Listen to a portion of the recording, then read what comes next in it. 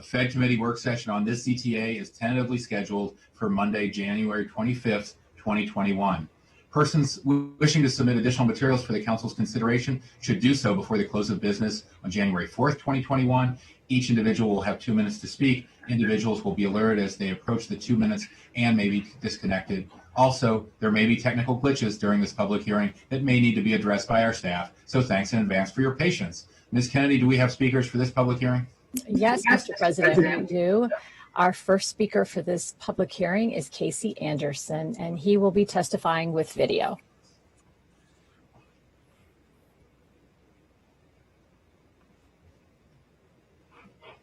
Hi there. Thanks for allowing me to testify. I'm Casey Anderson, Chair of the Planning Board. The Planning Board supports CTA 2004. We believe the sponsors are correct in advancing the rationale that it will help create a greener local economy by increasing the amount of material that farmers can use on their property to produce and manufacture compost and mulch. It will be helpful for the county to achieve its environmental sustainability goals because the county government currently lacks the infrastructure to compost food waste at a commercial scale. So allowing local farmers and local green entrepreneurs to take in some of this food waste and use it as together with their own compost is a step towards fully harnessing the power of the land and is not inconsistent with the idea that the Ag Reserve should be always making agriculture the primary land use. So we support this CTA and support its adoption. Thank you. Thank you. Thank you, Mr. Anderson. Our next speaker is Brenda Platt, and she will also be testifying with video. Ms. Platt, you may begin. All right, let's see if I can get my video on. Sorry. All right, thank you. Thank you for the opportunity to testify remotely today in support of the zoning text amendment. My name is Brenda Platt, and I lead the composting initiative at the national nonprofit, the Institute for Local Self-Reliance. I also serve on Montgomery County Food Council's Environmental Impact Working Group and advocated for the 2016 law that required a strategic plan to advance composting and food waste diversion in the county. As you may know, that law stipulated that the plan consider a variety of strategies: food rescue, backyard composting, community scale composting, and on-farm composting.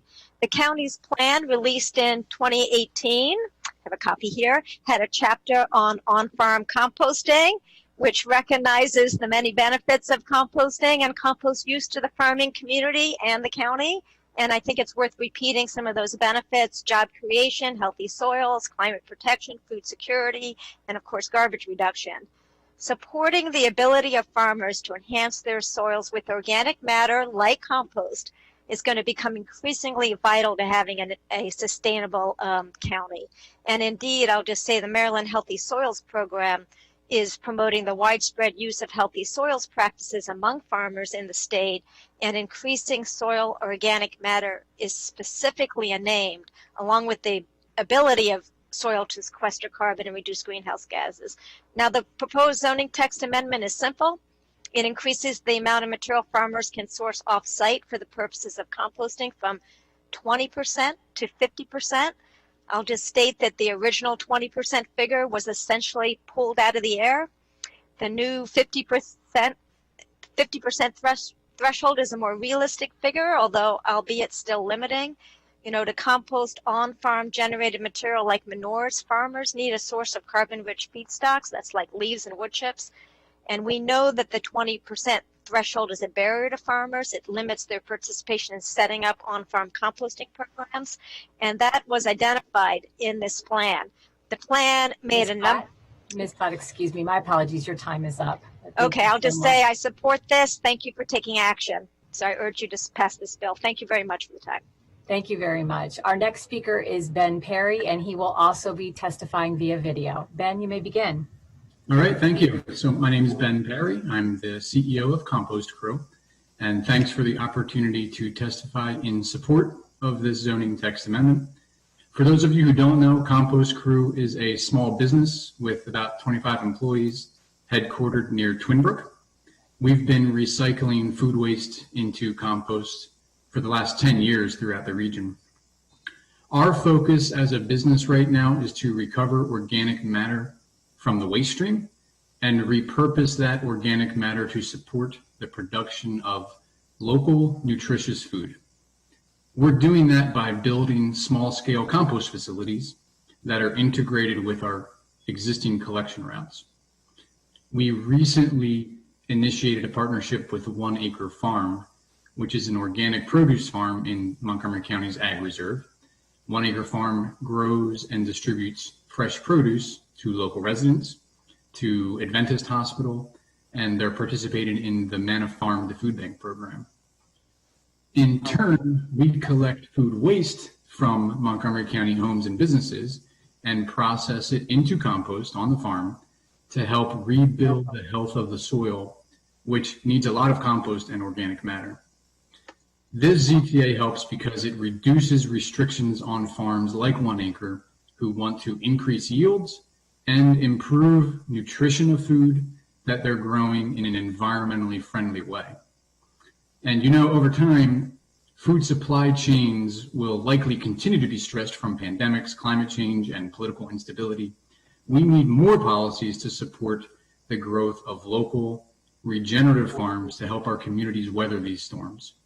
And this ZTA, it's a small change, but it's a common sense improvement to the zoning text. And I thank you for addressing it. Thanks for your time. Thank you, Ben. Our next speaker is Conor Ransome, and Mr. Ransome will also be testifying via video. Hi, Conor, you may begin. Hello, I'm Conor Ransome, and I'm currently a senior at Poolsville High School and the co-president of Poolsville High School's Chesapeake Bay Coalition, a club working to fix environmental issues in the Chesapeake Bay watershed. As a member of Generation Z, the threats of pollution, climate change, and other environmental issues are especially impactful to me. If our leaders don't make changes right now, there will be irreversible effects on the world that my generation has to live with for the rest of our lives. While these are global issues, it is essential to take steps locally towards fixing them, and the proposed ZTA is the perfect example of good local action. ZTA 2004 will encourage increased composting throughout the county, thereby lowering the amount of waste ending up in landfills and incinerators. This in turn lowers our greenhouse gas emissions. The ZTA will also lead to an increased use of higher quality compost on farms, which will improve soil health. As someone who lives in the Ag Reserve, this is especially important to me. Improved soil health significantly decreases the need for artificial fertilizers and other chemicals, encouraging more sustainable agricultural practices. It also helps to support the life of essential microbes which live in soil and help produce greater crop yields for farmers. All of this leads to a decrease in erosion and eutrophication, as well as an increase in carbon sequestration, meaning that the ZTA will directly improve the health of the land and water where I live. ZTA 2004 has numerous benefits. It is a good step towards fixing the environmental issues facing Montgomery County and could serve as a model for agricultural counties across Maryland and the country. It is the epitome of the saying, think global, act local. I wholeheartedly support this proposal both as a youth leader and as a citizen of the Agricultural Reserve. Thank you for your time. Thank you, Conor. Our next speaker will be Ben Butler, and Ben will also be testifying via video. Ben, you may begin. Hi there. Thanks for having me. My name is Ben Butler, Farm and Finance Manager here at Butler's Orchard in Germantown, and we are in direct support of this ZTA. This is going to have a direct positive impact on us here at Butler's and our current composting operation, which we've been doing for many years, and we've been struggling to find the right carbon to nitrogen ratio because of our lack of ability to bring materials off-site. We use compost at our place for soil health and organic matter building, and this is just a piece of our IPM management program to build our soils that we've been farming for 3 generations and plan to do for a lot longer. We also appreciate the opportunity to perhaps someday sell homemade compost at a retail market and the economic potential within that. So thanks for having me, and I'm Butler's support 20-04. Thank you. Thank you, Ben. Our last speaker for this public hearing is Michael Produs, and he will also be testifying via video. Mr. Produs, you may begin. Hello, everybody. My name is Michael Produs from One Acre Farm, and just like Ben and Connor have said, all your the points have been exactly how I feel. Composting in our operation is an integral part of growing our fruits and vegetables. And as some of you guys who have been members of our farm in the past know, the best way that I've always said, if you build a healthy soil, you build a healthy plant, and that relies less on any sort of non-organic pesticides or fertilizers to create a healthy plant, which can fend itself off and become a nutritious supply for our CSA members. So I, again, am appreciative of, and I don't want to repeat everybody else's what they said, but I, again, support this zoning text amendment, and I appreciate you guys taking the time to consider it. Thank you very much. Mr. President, that wraps up the speakers for this public hearing.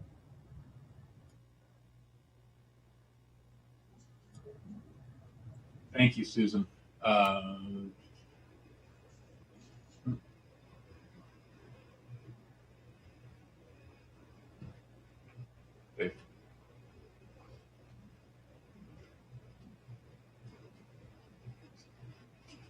Sorry, Cal. What did I close up here? Is this one? Agenda.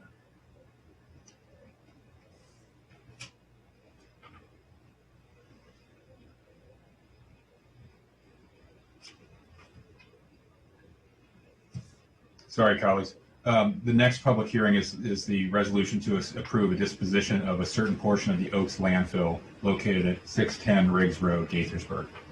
Ms. Kennedy, do we have any speakers for this hearing? Yes, we do. We have one speaker, Matthew Guerin, and he will be testifying via video. Mr. Guerin, you may begin your testimony. Great. Thank you very much. I'll be brief. I'll keep it under 2 minutes. I work with Neighborhood Sun. We're a Silver Spring-based solar company. We're definitely in favor of this landfill. We are a part of a team of people that responded to the RFP and were approved. We're a B corporation. We obviously are in favor of this because landfills, brownfields, are really not of much use other than for solar projects. This project that we are undertaking is targeted specifically to low and moderate income households and would save them approximately $300 per year per household, while also simultaneously cleaning the air locally and providing local jobs. To me, and I think for many other people, it seems like it's just a win-win. It's taking a portion of land that can't be used for much of anything else and turning it into a positive for those who need it. Thank you very much, sir. Mm-hmm. Mr. President, that wraps up the speakers for this public hearing. Terrific. Thank you, Maddie. Councilmember Ream. Thank you. I just wanted to comment on this issue. I'm glad we're doing this disposition, and I support the testimony that we received. I think it's a terrific example of making it happen with a brownfield. There's not a lot of brownfields in Montgomery County, and the reality is if we're going to meet our climate goals, we have to go well beyond brownfields, parking lots, and rooftops for solar installation. And we have to do what progressive communities around this country are doing, which is embrace our climate goals and allow solar to be installed everywhere on all land in Montgomery County. No part of the county should be exempt. No part of the county should not have to participate in the solution. So just wanted to make that point. This project is a good one, but I think it really illustrates that by saying that this is the solution, if we don't really change the game, we're never going to get there. Absolutely. Okay. Thank you, Councilmember Reamer. That closes this public hearing. The next public hearing is item 6. This is a public hearing on a supplemental appropriation to Montgomery College's FY21 operating budget in the amount of $1,361,801 for CARES Act Governor's Emergency Education Relief Fund. Action is scheduled immediately following this hearing. Councilmember Rice, did you wish to speak before? After. Ms. Kennedy, do we have speakers for this public hearing? No, we have no speakers for this public hearing. Councilmember Rice?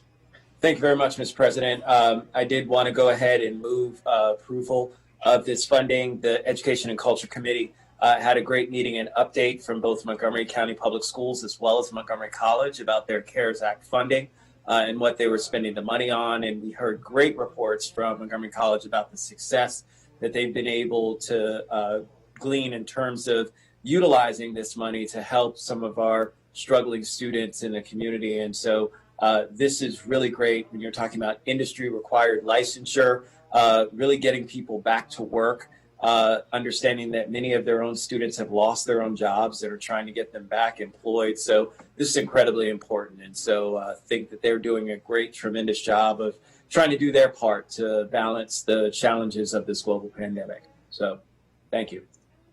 Thank you. So that closes this public hearing. Is Councilmember Katz? Yeah, he made a motion. He made a motion. I was going to say we have a motion from Councilmember Rice. Do we have a second, please? Or we don't need one because it's the committee recommendation. Beg your pardon. All those in favor, please raise your hand. Terrific. That is unanimous. Okay. Agenda item 7. This would be a public hearing on a supplemental appropriation to the county government's FY21 operating budget for the Department of Correction and Rehabilitation in the amount of $543,000 for the Inmate Advisory Council Fund. Action is scheduled immediately following this hearing. Ms. Kennedy, I understand we don't have any speakers for this hearing as well? That's correct. No speakers. Okay. Do we have a motion? Councilmember Katz? thank you, Council President. I move the action. And we have a second from Councilmember Rice. All those in favor, raise your hand, please. Terrific. And that is unanimous. Okay. Agenda item 8. This is a public hearing on a special appropriation to Montgomery County Public Schools FY21 operating budget in the amount of $750,000 for restorative justice training for school staff. An E&C committee work session is tentatively scheduled for Monday, January 25th, 2021. Persons wishing to submit additional material for the council's consideration should do so before the close of business on January 19th. Ms. Kennedy, do we have speakers for this public hearing? Yes, we do have speakers for this public hearing, and a few of them will be speaking on multiple items, so they will have 4 minutes to speak. The first speaker is Phyllis Lerner, and she will be speaking also to items 9 and 10, so she will have 4 minutes. Ms. Lerner, you may begin. My name is Phyllis Lerner. I live in District 1. Today I'm representing Jews United for Justice with over 2,500 members in the Montgomery County Jewish community advocating for racial and economic equity. I'm testifying in support of 3 special appropriations to the fiscal year 2021 budget, $750,000 for restorative justice training and MCEA school staff, $406,000 for after-school youth support and engagement hubs, and over $312,000 for therapeutic recreation services for school-age youth. Thank you to Council Members Jawando and Reamer for your leadership in introducing these bills. My parents moved to Chevy Chase in the 1940s when there were still covenants against selling homes to Jewish and Black people. While they came via Russia and New York's Lower East Side, I was privileged to be born here. I had a Montgomery County public school education considered among the best in the country. It inspired me to become an educator. I still am. Punishing and criminalizing children goes back to when schools began. Painful patterns continued after Brown versus Board of Education and in the 1980s when the war on crime crept into schools. Highly controlling discipline plans underlie the school to prison pipeline. This is observable when kids are arrested, handcuffed, and formally charged, or when children are lined up in the hall, hands behind their backs, walking silently to lunch. We need to move away from punitive hierarchies, systems which reflect racial inequities, as has been the case in Montgomery County. The best thing we can do for kids, instead of teaching them to always be successful, is to teach them how to respond when they are not. My undergraduate degree is in physical education and youth development. I was the consultant brought in by the Boys Clubs of America when they went co-ed in 1990. I was a founding board officer of Girls Inc. in Washington, D.C., the first town and gown program in partnership with Howard University in the nation. For the past 5 winter semesters, I have volunteered with Agahozo Shalom Youth Village, a post-genocide high school in Rwanda. Healing happens there, not in the structured classroom. It's the enrichment activities and the grouping of kids into families that becomes transformative. I'm currently an instructor with Johns Hopkins University Graduate School of Education. I was on the small team which designed our national master's degree in partnership with Teach for America. JUFJ frames our work in a Jewish context. Proverbs 22:6 states, direct your children onto the right path, and when they're older, they will not leave it. This county has already identified racial disparities when SROs are in our schools, whether it's a student who instigates a hallway fight or the bystander seeing their friend handcuffed. Neither will guide our children onto the right path. This appropriations package is a crucial step. Student leaders have been advocating for robust mental health services, and JUFJ has heard them. Future investments in their long-term achievement are reinforced by their lived experience, my professional expertise, and our Jewish values. Please authorize these bills, and in the coming fiscal years, fund additional mental health staff for education. Thank you. Thank you, Ms. Lerner. Our next speaker is Jack Karpinski, who will also have 4 minutes. He is speaking to items number 9 and 10 as well. Mr. Karpinski, you may begin your testimony. Good afternoon, and thank you for giving me the opportunity to testify on these important special appropriations. My name is Jack Karpinski. I am a student attorney in the Youth Education and Justice Clinic at the University of Maryland Francis King Carey School of Law. The clinic is a member of the Coalition to Reform School Discipline. I'm here today to testify on behalf of CRSD, a statewide coalition of advocates, service providers, and community members committed to making discipline responsive to students' behavioral needs, with the purpose of keeping youth on track to graduate. CRSD believes schools are always safer without police. CRSD supports Montgomery County student leaders, educators, and community members in calling on the County Council to pass these 3 special appropriations that would invest millions of dollars into student support programs as alternatives to school resource officers. These special appropriations are necessary to eliminate the disproportionate impact of exclusionary discipline practices and police contact on Black and Latinx students, as well as students with disabilities. In Montgomery County Public Schools during the 2018-19 school year, 79% of students arrested were students of color, despite the fact that these students comprise only 22% of the overall student population. Students with IEPs received 25% of school-based arrests, despite comprising only 12% of the student population. Recent racial justice movements have pushed us to rethink the systems in our society that perpetuate systematic oppression, while COVID-19 has forced us to rethink how we educate our students. While there is ample evidence to support the benefits of restorative justice practices, trauma-informed practices, and wraparound services, no national or Maryland study has found that police presence decreases school violence. As school districts plan to return to school following extended closures, Montgomery County has a unique opportunity to reallocate SRO funds to programs that will positively impact MCPS students.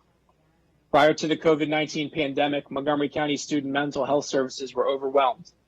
The pandemic has exacerbated these shortcomings, and these special appropriations will provide students with programs and services to combat feelings of alienation and isolation, and will help re-engage them with school. One proposed special appropriation is for restorative justice training for school staff. Recently released MCPS data revealed that as restorative justice practices responses in middle and high schools increased, the number of office referrals decreased. Providing more funding to these programs will lead to a more positive school climate, which will result in fewer suspensions, expulsions, and school-based arrests. Restorative justice funding enabled Gaithersburg High School to hire a trauma specialist to serve its students. Of the students on the caseload, 75% saw a decrease in absenteeism, 89% saw a significant increase in overall grade point average. and there is a significant decrease in office referrals and suspensions. At the middle school level, Julius West implemented a well-being team made up of various staff members who facilitated community and restorative circles designed to deal with unruly behavior. These activities are conducted by staff members trained in restorative practices. They are designed to resolve the issues and allow the involved students to make a swift return to the classroom.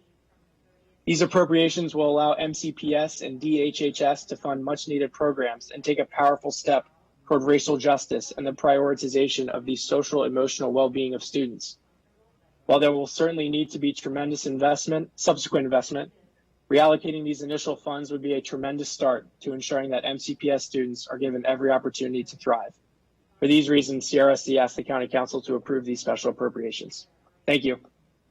Thank you, Mr. Karpinski. Our next speaker will be Caden Sukashevin, who will also be speaking to items 9 and 10 and will be testifying for 4 minutes. Mr. Sukashevin, you may begin. Hi, and good morning, everyone, and thank you for letting me testify today. My name is Caden Sukashevin, and I'm a recent MCPS student. I'm representing Sunrise Silver Spring, a youth-led movement to stop climate change and fight for racial justice. I support and I'm testifying for agenda items 8, 9, and 10. We demand that you remove SROs from MCPS schools and replace them as soon as possible with crucial student supports. Numbers paint a clear picture on the ineffectiveness of police in schools. No national or Maryland study has found that police in schools decrease school violence. In MCPS alone, Black students receive a disproportionate number of arrests. Police in schools don't keep students safe. They just perpetuate the same issues we see with police outside of schools. I attended both Francis Scott Key Middle School and Montgomery Blair High School. At Francis Scott Key, I remember police being everywhere in school, and I remember them being active, checking students' lockers, apprehending students. Even though I knew I wasn't the target of this activity, it was scary seeing this happen in school. At Blair, I remember seeing a student get tased by a police officer. These are not the type of experiences students should be having within schools. These are not the type of experiences that teenagers should grow up fearing. The money spent on SROs should go to programs that actually benefit students. High school was difficult for me. I struggled in classes and I had social anxiety. I was lucky enough to have a supportive family, but not everyone has that. It would have been so helpful to me to have social services and people there for me in and around school. Sometimes teachers can be that person, but the fact that we have 300 students for every guidance counselor and 1,200 students for every school psychologist, numbers far off the recommended ratios, needs to be fixed. Restorative justice trainings will also help heal divisions and build those relationships essential to any community. And after school programs will give students a safe place where they can get the support they need. School is a difficult place for many students, and it's essential that we have the facilities available to help students through that time in their life. While police are an easy way to put a band-aid on issues within schools, if we want to address the root of the problem and really help students, we need these youth support services. So again, I urge you to move forward towards removing SROs from schools with these fund reallocations. Every day, every semester we wait is another that students are being actively hurt by police and are not getting the resources they need. Thank you. Thank you very much. Our next speaker is Carolyn Lowry, and she will have 2 minutes to speak. Ms. Lowry, you may begin. Hello, I hope each of you had a nice holiday weekend, albeit a different one, I'm sure. 1 second, as I pull up my testimony, my computer is very slow. My name is Carolyn Lowry, and I am a native of Montgomery County, Maryland, a graduate of Kennedy High School, and the project director for Racial Justice Now. Racial Justice Now is a grassroots organization that focuses on dismantling structural racism in education. Our organization is in support of the 750,000 appropriation towards restorative justice training for school staff. Thank you, Council Members Jawando and Reamer, for introducing this appropriation. As part of Racial Justice Now's effort to remove school resource officers from schools, we support a number of alternatives and solutions that mitigate the intended and unintended racialized impacts that occur in our education settings, including restorative justice.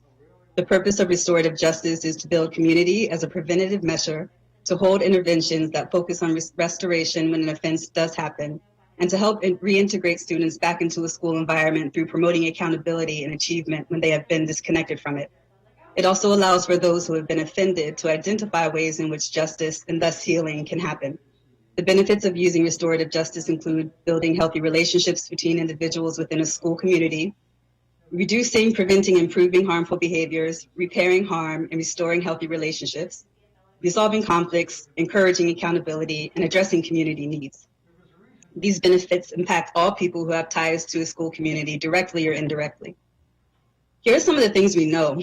Implicit racial bias impacts which students are punished for which offenses, the severity of the punishment, and the available resource after an offense has happened. Data from Montgomery County Public Schools indicates that Black and Brown students are arrested and suspended at higher rates than their white counterparts, even though they are not committing offenses at higher rates. We know that Black and Brown students in Montgomery County Public Schools are arrested and suspended at higher rates for minor offenses, such as talking back or insubordination. We know that these suspensions and arrests are a direct link to the school to prison pipeline that impacts Black and Brown students so harshly. We also know that Maryland has the highest rate of arrest rates for Black boys and men in the country. Lastly, we know that restorative justice has not been fully funded and is not being done with fidelity, partly because of the lack of full funding and support. This, of course, can impact how effective individuals inside and outside a community believe restorative justice to be. We applaud the Montgomery County Public School Restorative Justice Department's efforts to integrate restorative justice despite its funding and staffing limitations. Ms. Lowry, pardon me, Ms. Lowry, your time is up. My apologies. We have to let that be the last word. Thank you very much. Thank you. Our next testimony will come from Kyson Taylor, who will also be testifying on items 9 and 10. And you will have 2 minutes for your testimony. Mr. Taylor, you may begin your testimony. Hold on one second. Hello, everyone. My name is Kyson Taylor. Thank you for allowing me to come here and testify for these appropriations. Along with being a junior at Richard Montgomery High School, I'm one of the 3 co-founders of a student-led organization called MoCo Against Brutality.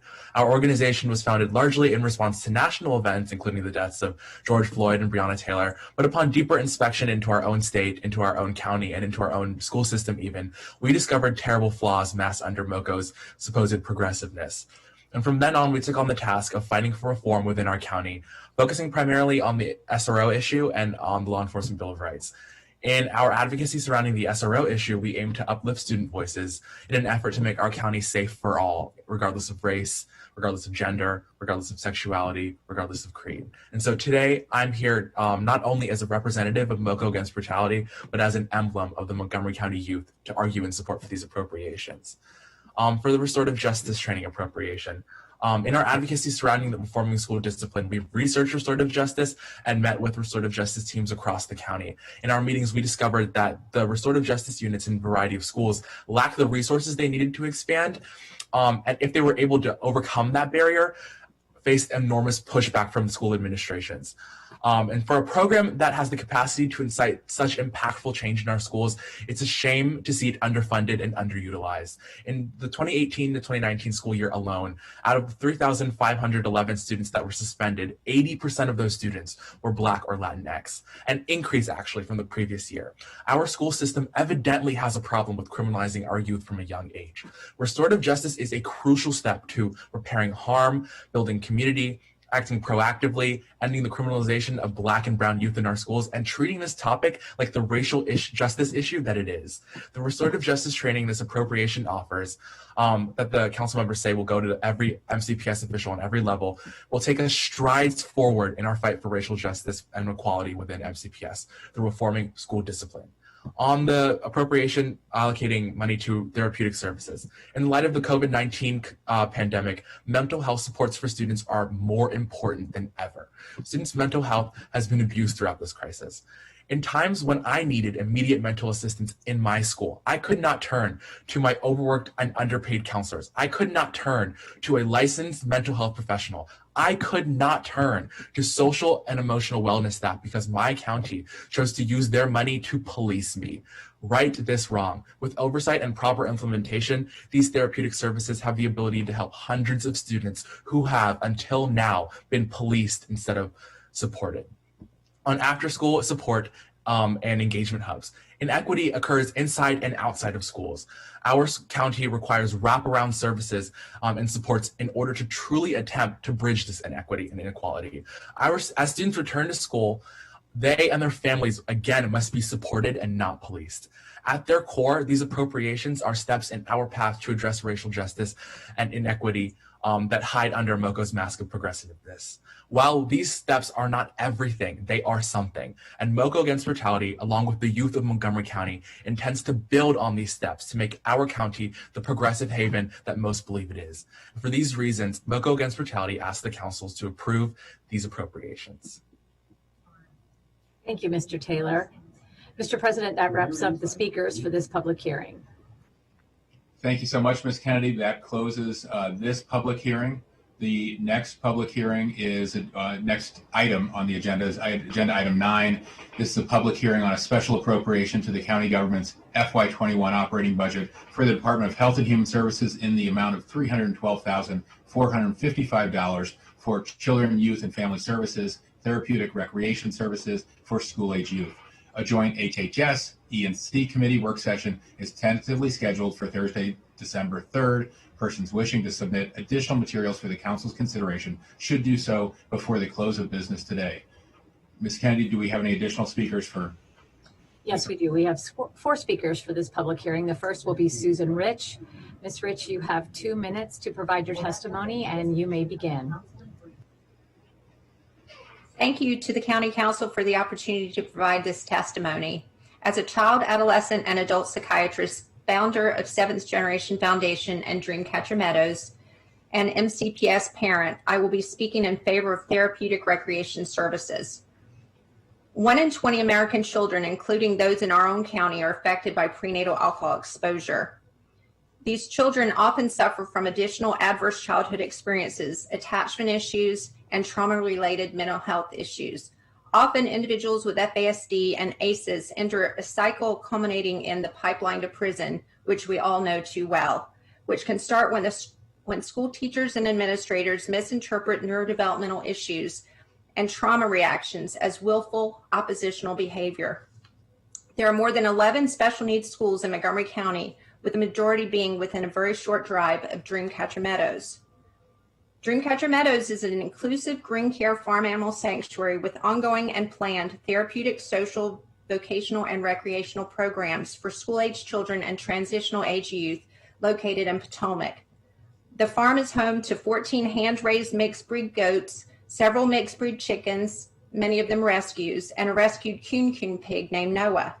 We also have a biodynamic garden, a compost area where we make our own soil.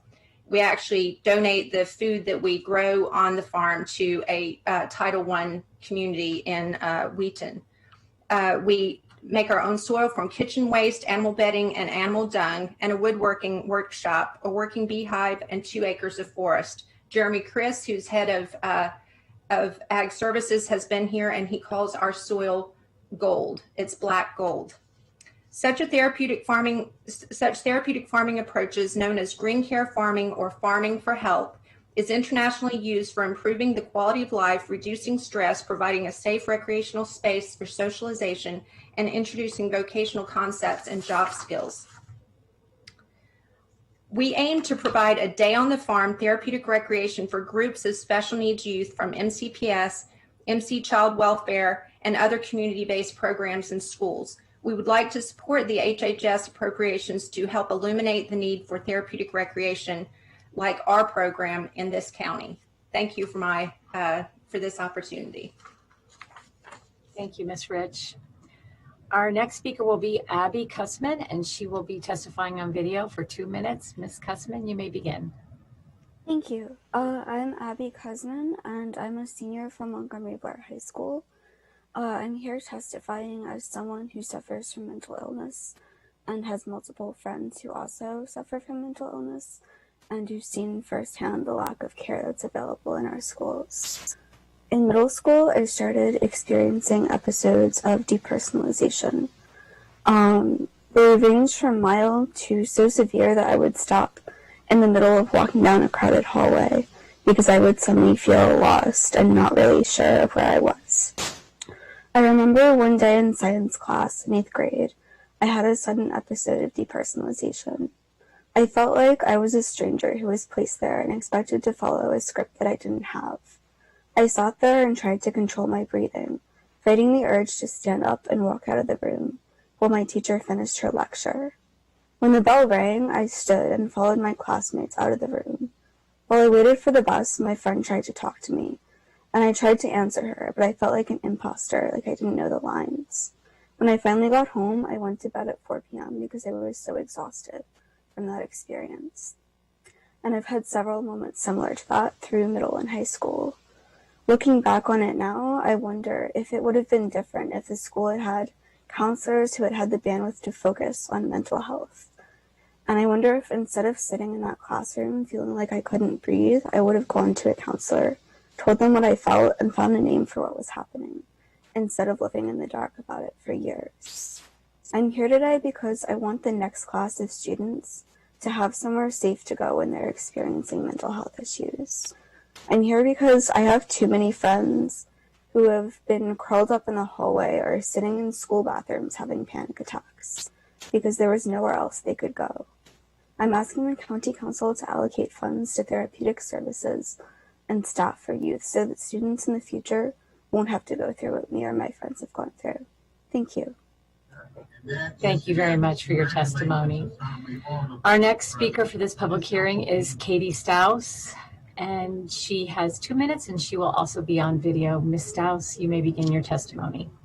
Hi, council members and staff. Thank you so much for hearing from me today.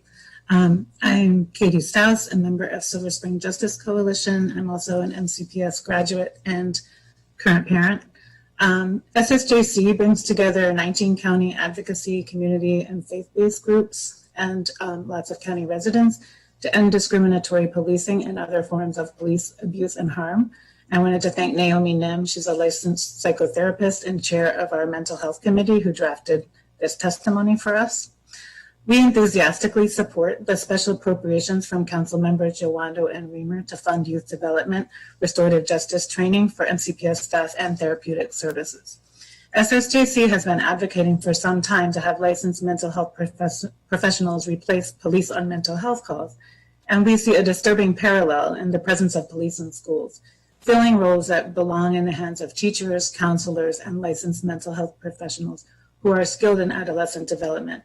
And we do see the SRO program as a racist program that clearly adds to trauma and feeds the school to prison pipeline and has no place in our schools. When Black, Brown, and our immigrant youth and youth with disabilities come to school, they should feel welcome and safe. We've learned from several reports and information gathered by Young People for Progress and Council Members Jawando and Reamer, including the testimony of brave and determined students like those we've heard from this afternoon, that these young people have been profiled, targeted, and harassed. For many, the presence of police does not signal that you are safe and welcome here. We've also heard the appalling disparities cited in data by others who have testified this afternoon. Instead, SSJC agrees we have a responsibility to create compassionate and respectful school communities where all youth know they are safe and that the adults who are in charge are well equipped to help them navigate bullying, conflict, mental health issues, or emotional issues, or behavioral issues. Each of the three proposed appropriations shows an understanding that our youth deserve support from qualified staff and greater opportunities for social and emotional development.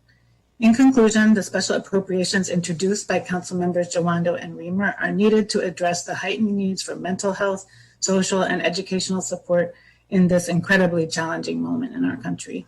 Thank you so much. Thank you for your testimony. Mr. President, that wraps up the speakers for this public hearing. Thank you, Ms. Kennedy. Councilmember Albanos. Vice President Albanos.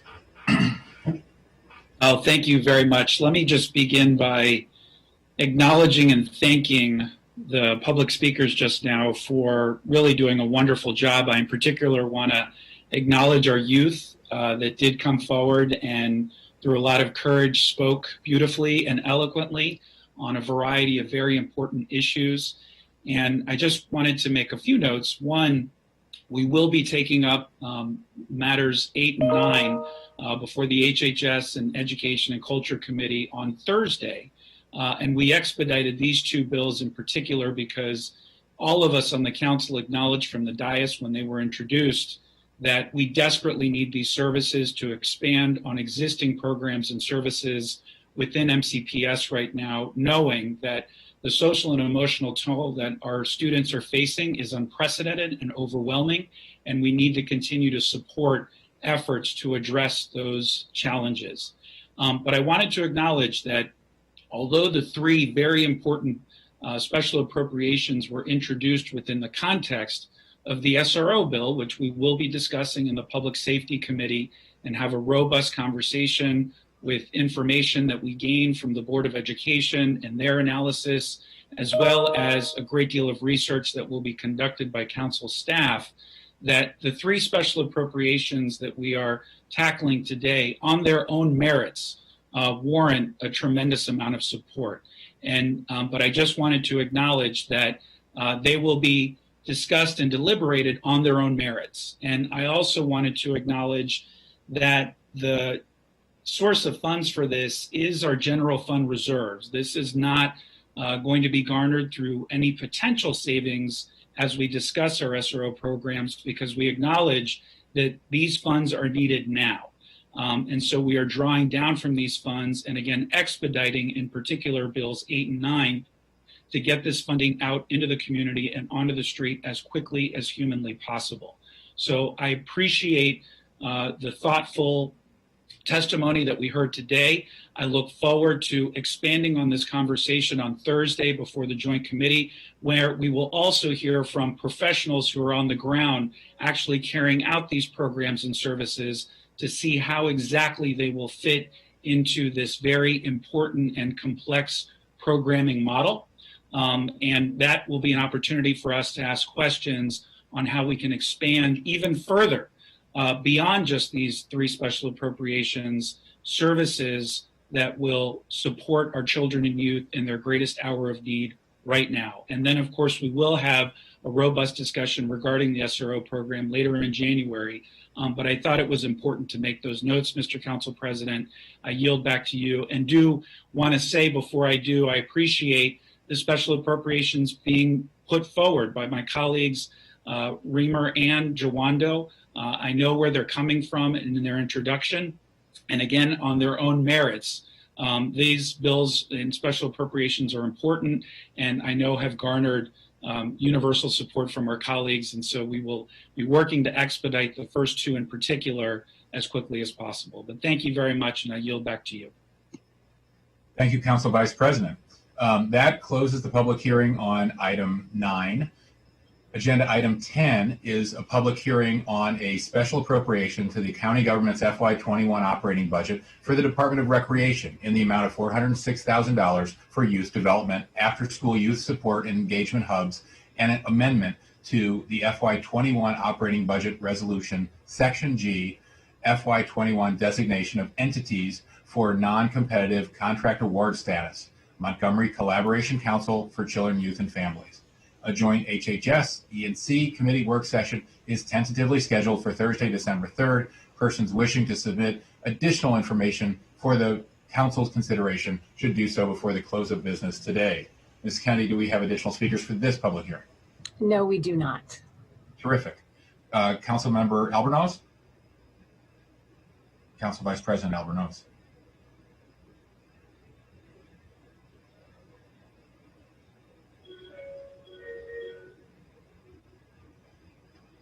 Sorry about that, having technical difficulties here. I would like to, is this an action? If it is, I'd like to move.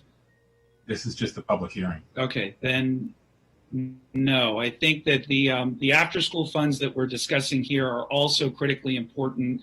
And this provides an adjustment that will be necessary for us to, again, get these items out into the community and on the street as quickly as possible.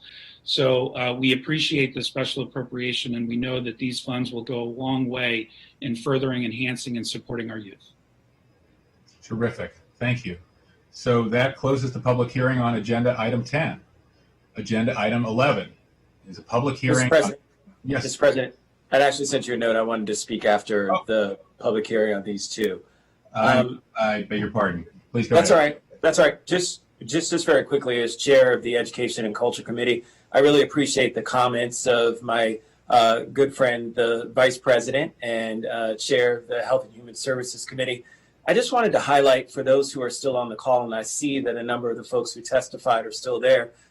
It's very interesting because the Maryland Commission on the School to Prison Pipeline and Restorative Practices final report that came out highlighted, and this was back in December of 2018, so some 2 years ago, highlighted the great work of the current commission that I happened to be a part of for 3 years that talked about restorative justice practices and how we needed to move forward with making sure that every school in the state of Maryland had access to funds to help support this. It was our governor, Governor Hogan, who decided to veto that bill. And so I would encourage folks, just as they are testifying today, to make sure that they reach out to our governor of the state of Maryland and let him know how disappointed you are that when it came to these same restorative justice practices that you're fighting for, that we all believe in, as you heard from Councilmember Albornoz, that we're not moving forward with them. He actually vetoed it, and it's up to our now state legislature to overturn that veto and make sure that those funds are able to go to our schools so that they can fund these practices. It's incredibly important. And so I agree with what Councilmember Albornoz said. Look, these are things that we've been trying to do independently as a county for years now. We've continued to grow the number of mental health counselors. The county council has done that in conjunction with Councilmember Albornoz. I know Council President Katz was involved in some of that as well. So we've put our money where our mouth is. And so folks who question whether or not we're actually supporting this, we've already done it. And so, of course, we're going to support even more resources going to these kinds of things because it's a no-brainer and it needs to happen. I think that there is a separate conversation around what happens with our police officers in general. And keep in mind, as I've continued to remind folks, cost savings can't happen if you don't fire individuals in a quick manner like this. And so what Councilmember Albornoz highlighted in terms of that this is something that we need immediate, not over a 10-year period of attrition. We need to make this happen now. And so from that perspective, we're moving forward with these appropriations, which is in line with what the council has been doing for years now. And so from that perspective, I just wanted to make sure that we garner all of this energy that's around these restorative justice practices and channel it into something that will be before us come January, which is the General Assembly meeting to talk about the current commission bill and whether or not we're going to move that forward to get those resources to our schools throughout the state that need them. Thank you, Mr. President. Thank you, Councilmember. Okay, so that closes the hearing on agenda item 10. Agenda item 11 is a public hearing on a special appropriation to the FY21 capital budget amendment to the FY21 to 26 capital improvements program, Montgomery County Public Schools, major capital projects, elementary number 652101, South Lake Elementary School, in the amount of $5,853,000. Action is scheduled for immediately following this hearing. I understand, Ms. Kennedy, we don't have any speakers for this hearing? That's correct. Thank you. Okay. Councilmember Rice. Thank you very much. So this is a day in which we celebrate getting across the finish line. We talked about this before upon introduction, but this is a happy moment when folks talk about whether or not the council is committed to making sure that its most vulnerable are protected. This is an example right here. South Lake Elementary School, one of the largest populations of English as a second language, highest populations of students of lower income, highest populations of students of color. It checks all the boxes, and we said, you know what, we can't let this go by without fixing this and making sure that South Lake remains on schedule. We made a promise to the community. We delivered. Many folks disbelieved that it would happen. I really want to thank all of the advocates from AIM to Beloved Communities to South Lake the school community as a whole, including the PTAs, everyone has been stalwart in terms of making sure that we would hold true to our promise. And guess what? We did. And so I can't be happier. And I really want to thank each and every one of you, all of my colleagues. You should all be so proud of what it is that we were able to accomplish. And I really want to thank the staff who really worked very hard, both our staff on the council, Office of Management and Budget with the county executive and MCPS to really figure out a way in which we could deliver and make this happen. This is a very big deal that should not be lost. And so to the WTOP reporter who did the initial story that questioned whether or not Montgomery County Council was going to be delivering on its commitment, we did it. Thank you, Mr. President. Thank so you. I move the approval. Thank you. Is there a second? Council member Katz, and then discussion. Council member Katz is next. Yes, I second it, and Councilmember Rice said it all. This one was one that we promised, and we promised, and we promised, and we're now we haven't done it yet. We're going to do it in a few moments, but we're fulfilling that promise, and I think we're all going to do it with pride. Thank you very much. Councilmember Raymer. Thanks. I wanted to just thank Councilmember Rice. When we passed the budget, at the same time as we passed that budget, Councilmember Rice said, we're coming back to this. And he made it happen. I think we all wanted to know that it was going to happen, but when he said it was going to happen, it set me at ease, and I knew that he said it, so it's going to happen. So that was a real comfort through all those many months of hearing from the community, a lot of advocacy, and not feeling like there was a question here. So I just want to thank you as chair of the committee for following through there. I know you would, but it means a lot. Thanks. Thank you. Councilmember Navarro. Thank you, Mr. President. It is a great moment. Councilmember Rice, as it was stated, you did make that promise, and the Education and Culture Committee came together after so much work took place. So many people came together. Staff really came together to put forth a really interesting proposal that managed to get us here. And, when I think of South Lake, I also think of what now will be the Odessa Shannon Middle School, because there are similarities in terms of the student population and the community. And oftentimes people make comments about how, if a school is majority kids of color and it has such a high farms rate, there is, the advocacy is not there, and you don't respond to them. And, I think these are really great examples of how that is not the case, of how we do pay attention, listen, we work, collaboratively. This is not in my district. It didn't matter. There were some things that were actually taken off the table for District 4 schools that didn't affect a lot, but we came together to say, hey, for this community in the Up County, this is critical. Just like all of you were able to say for the community, for the Odessa Shannon Middle School, they need a new school. This is unacceptable. We need to make it happen. So it is a good moment, and undoubtedly there are going to be more because we understand the needs out there and our student demographic.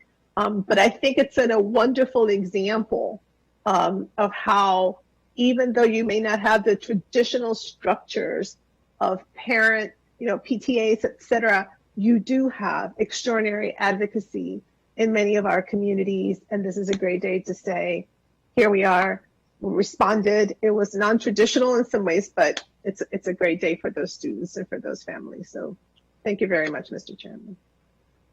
Well said. Council Vice President Albornoz. Thanks. I'll be brief. I've shared this before, but South Lake does hold a special place in my heart. And I know that out of all my colleagues, it was one of the first schools we expanded Excel Beyond the Bell to at the elementary school level. And I know it is a community school. It goes beyond just the academic and public health support that we provide at that school. It also addresses food insecurity issues and provides a really important gathering spot. And the fact that we were able to move this up back to its originally dated program for construction is important on a lot of different levels.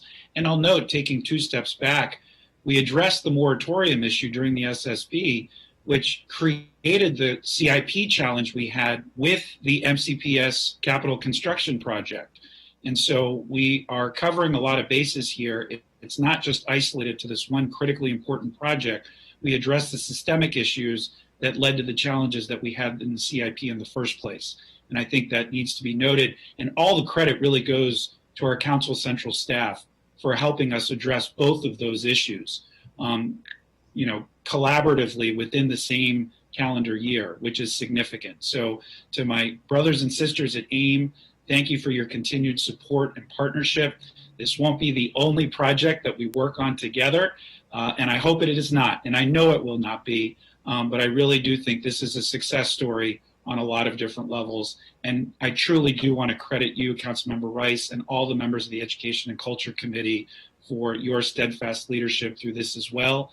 You did it in a way that was reasonable, you did it in a way that was thoughtful, and we expedited this to address the immediate needs that were rightfully presented to this council. So thank you. Thank you. Councilmember Jawando. Thank you.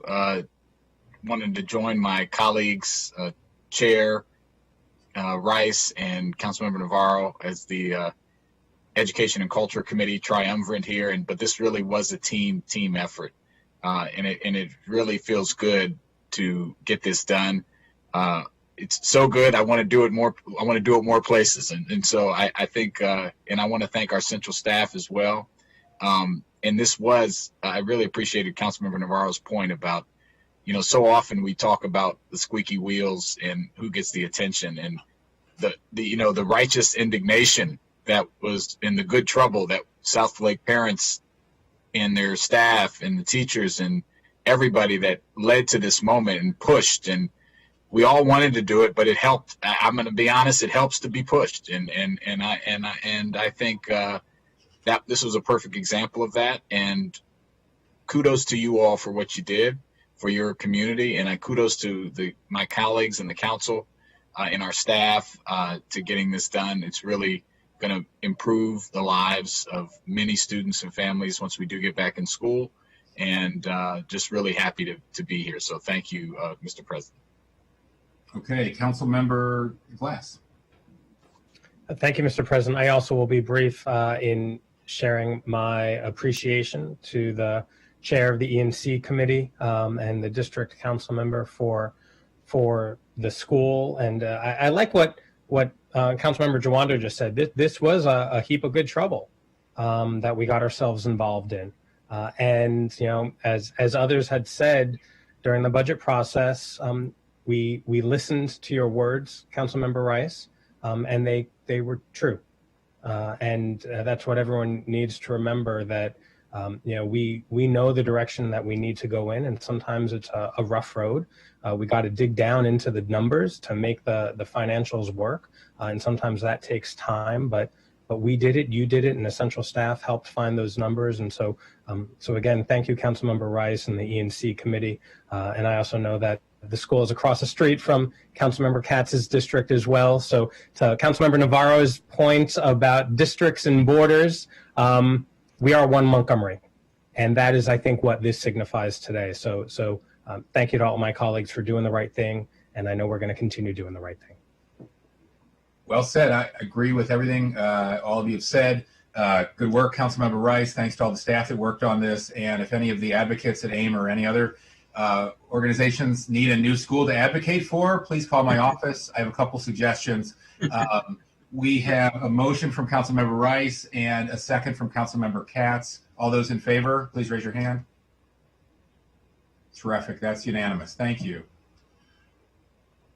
Good work. Okay, agenda item agenda item 11 is disposed of. Agenda item 12. This is a public hearing on a special appropriation to the FY21 capital budget amendment to the FY21 to 26 capital improvements program, Montgomery County Public Schools, HVAC mechanical systems replacement, MCPS number 816633 in the amount of $3 million.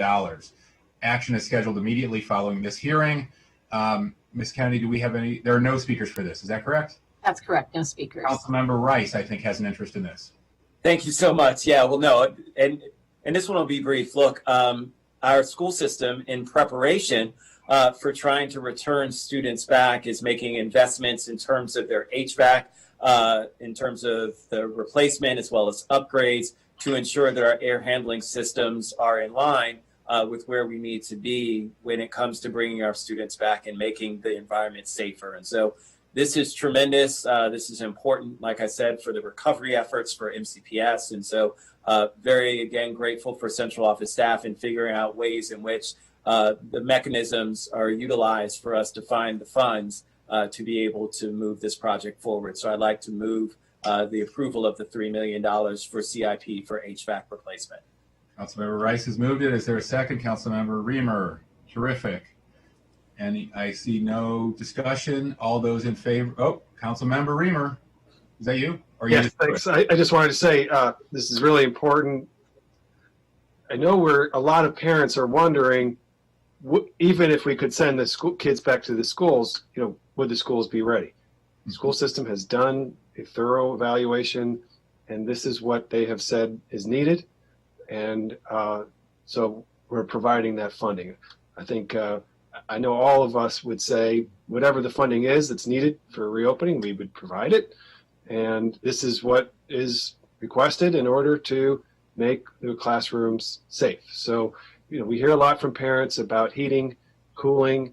I think it cuts against the grain a little bit to think that there's enough air circulation, but they've looked at it in close consultation with the scientists, with our emergency team, and this is what they say they need. So I think we can have confidence that they will be ready at the right time. Thanks. Okay. I see no other comments. Councilmember Rice has moved. Councilmember Reamer has seconded. All those in favor, please raise your hand. Terrific. That appears to be unanimous. All right. Good work, colleagues. Agenda item 12 is disposed of. Agenda item 13 is a public hearing on amendments to the FY 21 to 26 Capital Improvement Program, Montgomery County Public Schools, for the Clarksburg Cluster Elementary School, Clarksburg Village Site Number 2, Clarksburg High School Edition, Kensington Parkwood Elementary, S. Krista McAuliffe Elementary, Judith Resnick Elementary Edition, Shady Grove Transportation Depot Replacement, and the Blair Ewing Center relocation. Action is scheduled immediately following this hearing. Ms. Kennedy, I understand there's no speakers for this hearing? That's correct, no speakers. Great. Do we have a motion? Councilmember Rice. Yeah. Thank you. This is the last one for me, Mr. President, and then you can call it someone else. But these are the cleanup measures that our staff actually identified to be able to help fund both the South Lake Elementary School project as well as HVAC. So I moved the CIP adjustments and the amendments to our CIP program. Terrific. Second, Councilmember Navarro.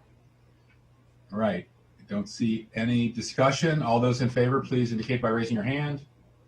That is unanimous. Terrific.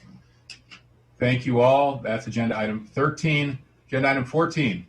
This is a public hearing on a supplemental appropriation to the county government's FY21 capital budget and amendment to the FY21 to 26 CIP for the Department of Health and Human Services in the amount of $1 million for emergency homeless shelter. Action is tentatively scheduled for December 8th. Persons wishing to submit additional material for the council's consideration should do so by the close of business on December 2nd. Ms. Kennedy, I understand we have speakers for this hearing. We do. Our first speaker for this public hearing is Courtney Hall. Mr. Hall, I see you are there. You may unmute and begin your testimony. You have 2 minutes. Wonderful. Good afternoon, Council President and Council members. My name is Courtney Hall, and I serve as Chief Executive Officer for Interfaith Works. Thank you for the opportunity to present testimony before the Council during this public hearing. Interfaith Works supports this special appropriation, which is necessary for the county to begin acquiring replacement emergency shelter facilities. At Interfaith Works, our programs and services focus on helping vulnerable families and individuals reach their maximum potential for sustainable financial independence. IW programs include emergency financial assistance, distribution of free clothing and household goods, vocational and educational services, and a complete continuum of housing, including 3 shelters for our neighbors experiencing homelessness. We've been operating shelters since 1992 and have the capacity to serve 138 individuals each night. The public health pandemic has required us to change how we provide emergency shelter. Adequate space is required when clients are sleeping, eating, and tending to their daily needs. Additionally, we've worked with the Department of Health and Human Services to begin offering shelter services year-round at Progress Place rather than operating only during hypothermia season. This required IW to significantly reduce shelter capacity at the Women's Center and at Progress Place. As a temporary solution, our team is operating a women's shelter overflow at the Cofield Recreation Center, where we serve an additional 65 individuals nightly. DHHS seeks to acquire additional emergency shelter space so that Montgomery County can meet the projected needs of 300 to 400 beds accessible year-round. Our experience indicates that this is a necessity. In addition, we believe that any new emergency shelter sites should be moderately sized with multiple smaller sleeping areas and a total capacity to serve 70 to 100 residents nightly. If 2 shelters are planned, we recommend that they be in separate facilities. Facilitate increased access to mental health supports, include adequate space that is conducive for effective case management, have 24-hour security in place to ensure safety of clients and staff, include budgets that support adequate compensation for staff. Interfaith Works remains committed to a continued partnership with DHHS as we continue to work to end homelessness for single adults. Granting this special appropriation is a necessary step as Montgomery County ensures that there are sufficient beds for those experiencing homelessness. Thank you for considering our perspective as you proceed with this public hearing. Thank you, Mr. Hall. Our next speaker is Susie Sinclair Smith, who will be testifying via video. Ms. Sinclair Smith, you have 2 minutes and you may begin when you're ready. Hello. Thank you so much for the opportunity to testify today about this. As you know, this is a very urgent appropriation, and we appreciate the urgency that both the council and the executive branch are proceeding with this. Due to the approaching end of the ability to use temporary shelter facilities, as I've testified before, we are concerned that we only have 37 beds as of April 20 next year. We're currently at capacity, sheltering approximately 200 men a night. We have not seen the impact that the freezing weather brings in increasing the numbers we serve during the winter months, nor the stark reality of the COVID pandemic's impact on the numbers of county residents seeking shelter due to job and loss and evictions. So this conversation could not come at a more important time. As you know, we have operated the men's emergency shelter for 30 years, and we have extensive experience operating shelters for 140 men each year. With this background, we would like to make the following recommendations.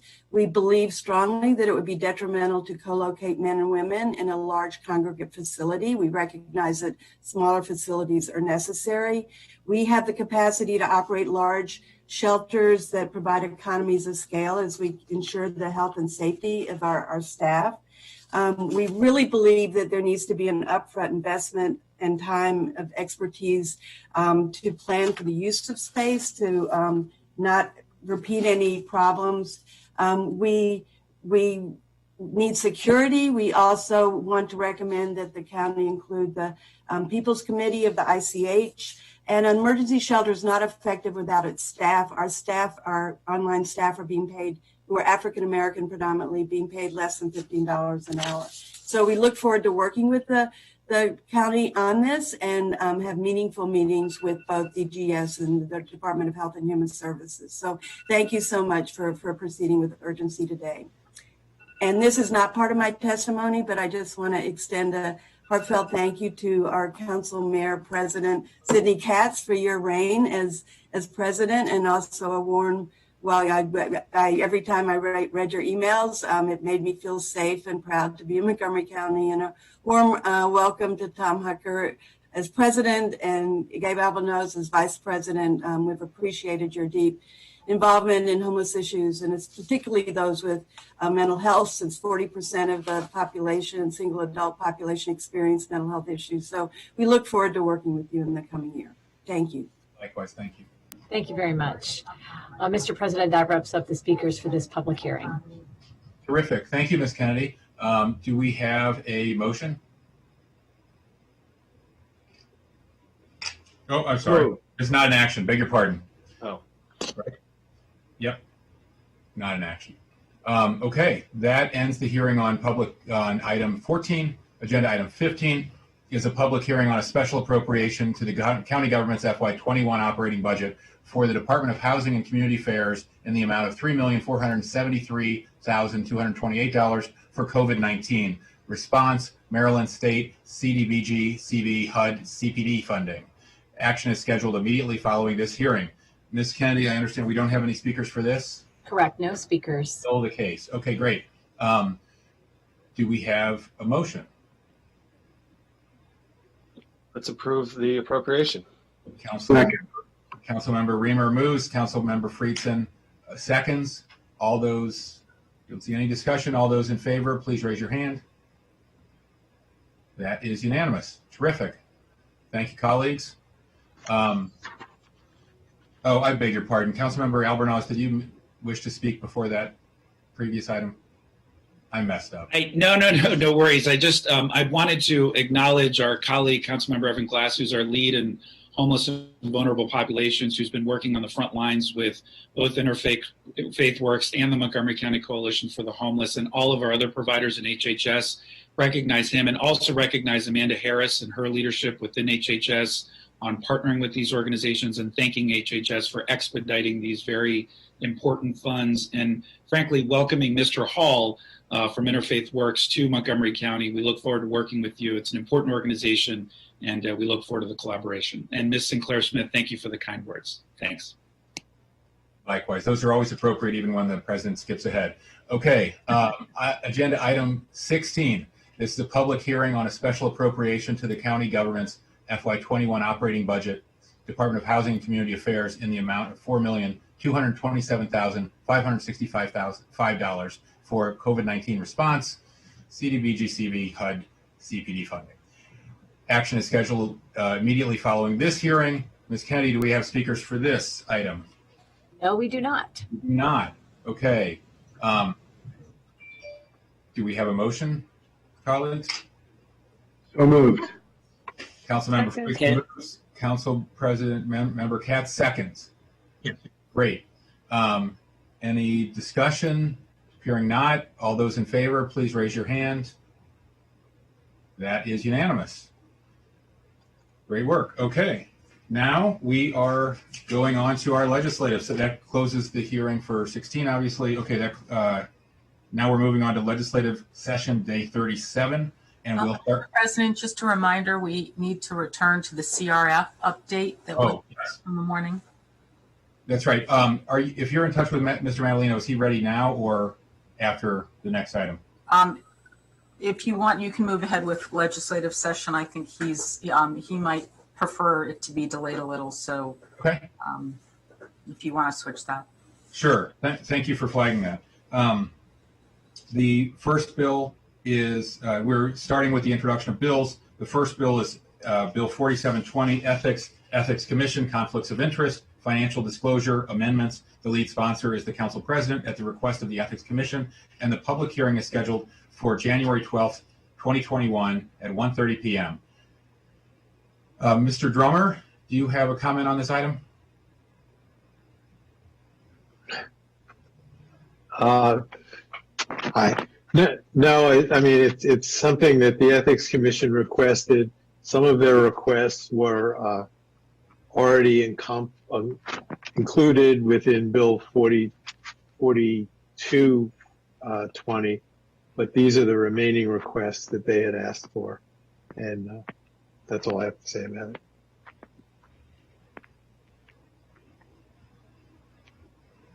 Okay. Okay, thank you, Mr. Drummer. The next bill is Bill 4820, Human Rights and Civil Liberties, Building Maintenance Worker, Minimum Work Week, Effective Date. The lead sponsor is the County Council. The public hearing is scheduled for December 8th, 2020 at 1:30 p.m. Let me recognize Councilmember Reamer for comments. Thank you so much. Really appreciate my colleagues. This is introduced as a full council-sponsored piece of legislation. When we passed the legislation requiring full full-time jobs. It was pre-pandemic, and needless to say, there's not a lot of people working right now in office buildings. So the janitorial and building services staff have been profoundly affected, and so we're just seeking to retime this legislation and allow the property owners and the janitors union to work together. And this is a bill that was jointly requested by AOBA and SEIU for that purpose, and appreciate our really timely consideration. Again, thanks to the council for making it a full council-sponsored bill. Good work. Thank you. Okay, so those are introduced. Now we have a bill for final reading. That's Bill 4420, Human Rights and Civil Liberties, Racial Equity and Social Justice Advisory Committee Members' Amendments. Let me please recognize the GO Chair, Councilmember Navarro, for her comments. Thank you very much, Mr. President. And as you stated, this is Bill 44-20, Human Rights and Civil Liberties, Racial Equity and Social Justice Advisory Committee Members' Amendments.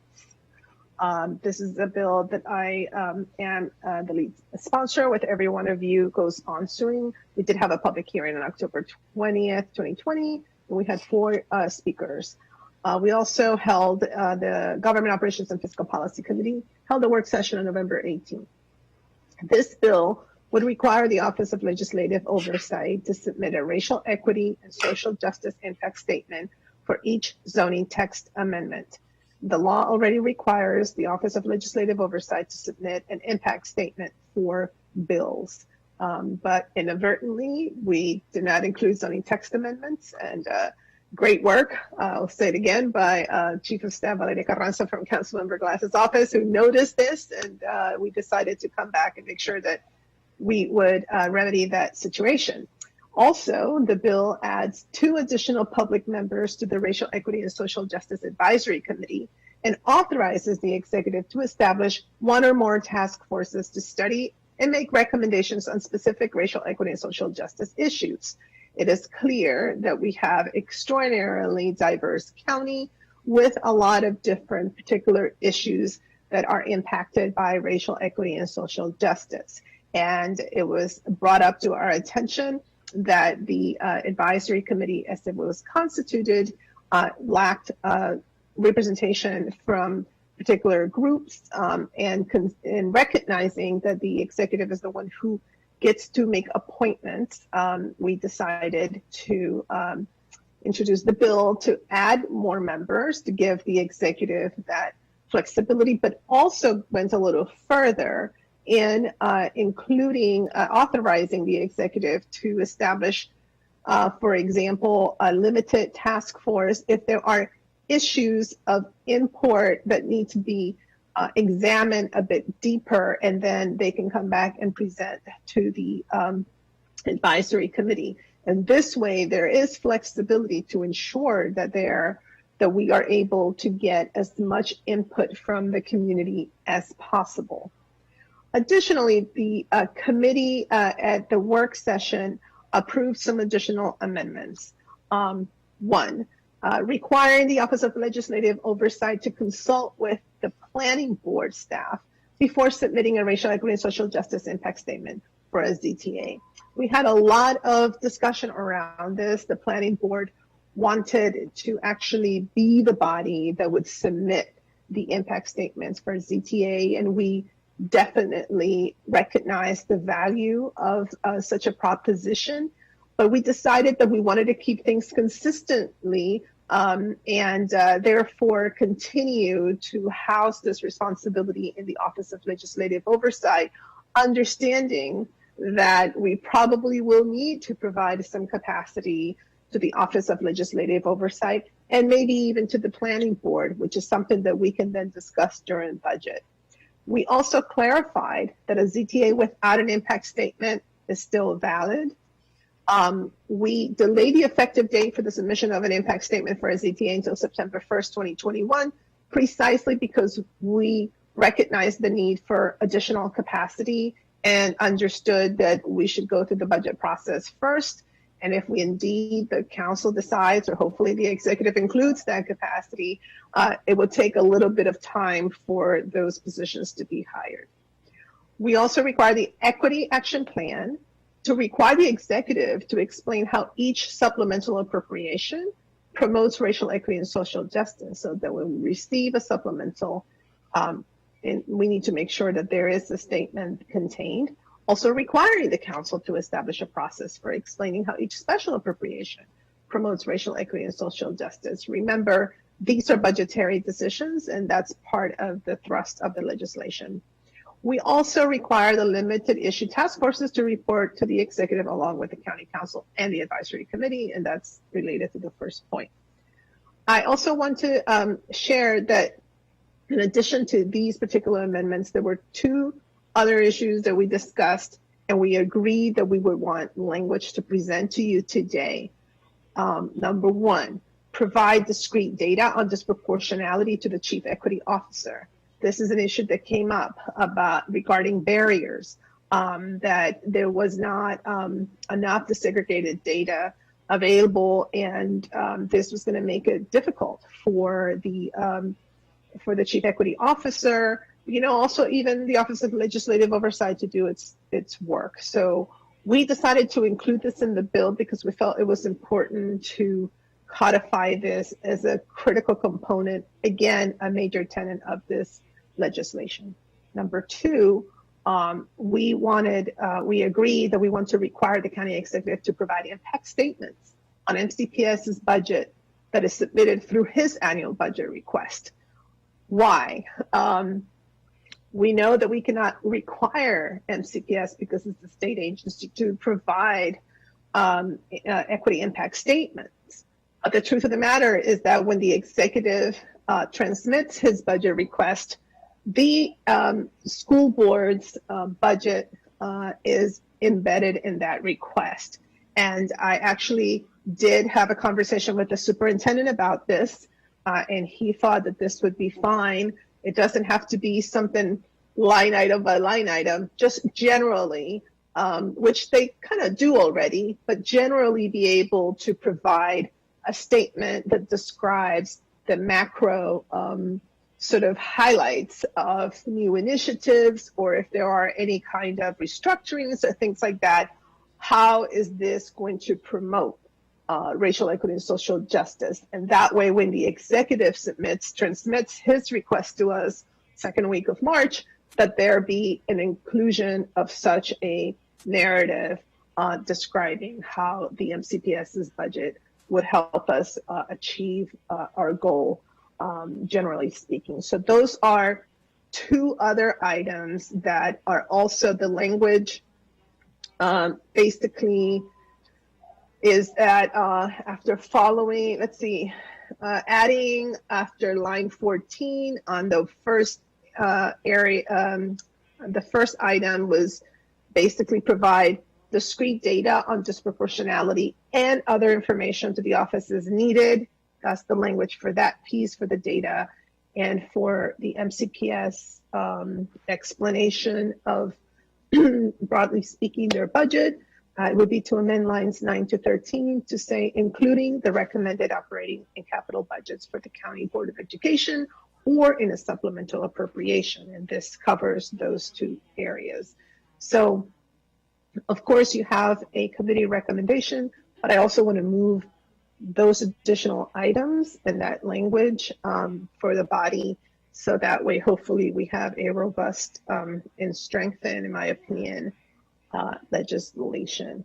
I want to thank everyone who's worked on this, Dr. Elaine Bonner-Tompkins and Stephanie Ward, Mr. Drummer, also advocates in our very diverse Muslim community who came forward to request some additional flexibility with the advisory committee. And of course, my colleagues on the Government Operations and Fiscal Policy Committee, Councilmember Sidney Katz, as well as Councilmember Friedson, and Mr. Drummer for putting all of this together. So that is what I have before you. I don't know if I can get a second for the language. It's been seconded, I think, I see Councilmember Rice and even Katz. raise his hand. So, but also want to turn to Mr. Drummer to see if I missed anything regarding this the bill. No, I think you explained it well, and and as you said, there needs to be an actual vote on the motion to do the two amendments that you described, and you described them accurately. Thank you, Mr. Drummer. Thank you for being super thorough. Okay, so Mr. President, that's what's before us, and so I think if we could vote on that language, and then perhaps we can have discussion or vote on the amended bill. Sounds good. So the council chair has moved the amended language. Councilmember Rice has seconded it. All those in favor, please indicate by raising your hand.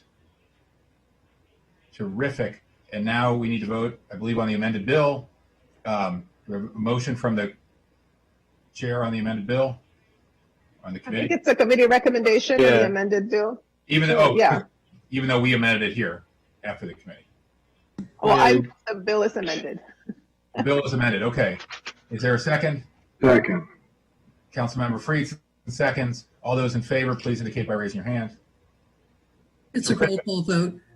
Oh, I beg your pardon. Yeah, Madam Clerk, can you please call the roll? Right. Mr. Glass. Yes. Mr. Glass votes yes. Mr. Tawando. Yes. Mr. Tawando votes yes. Mr. Reamer. Yes. Mr. Reamer votes yes. Mr. Varro.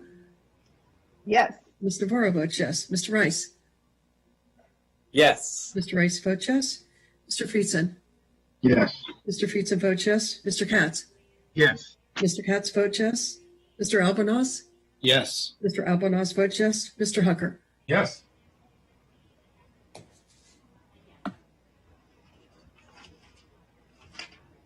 Okay, that appears to be unanimous. Thank you so much.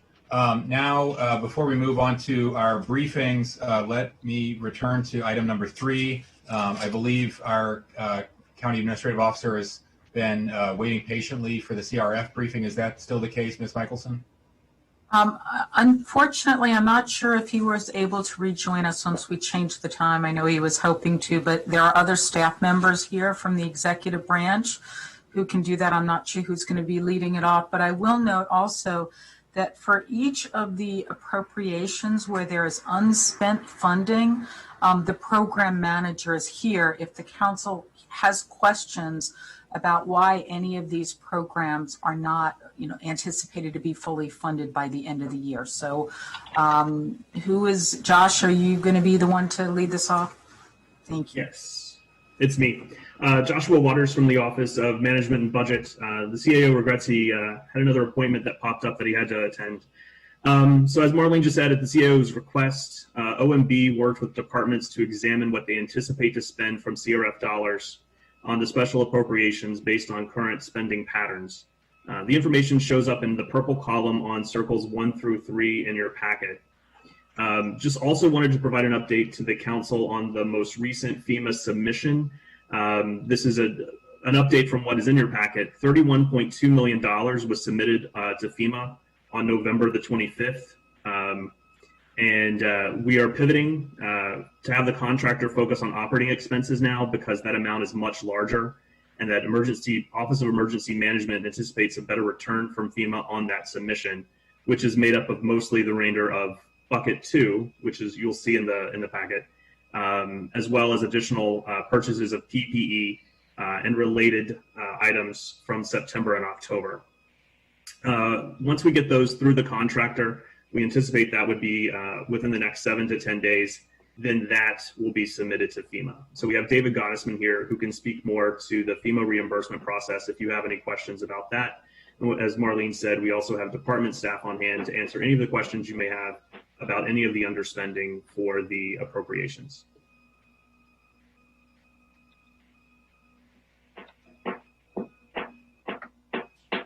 So with that, I would just turn it back over to the council president and if there are any questions for us. Thank you, Mr. Waters. Councilman Friedson, please go ahead.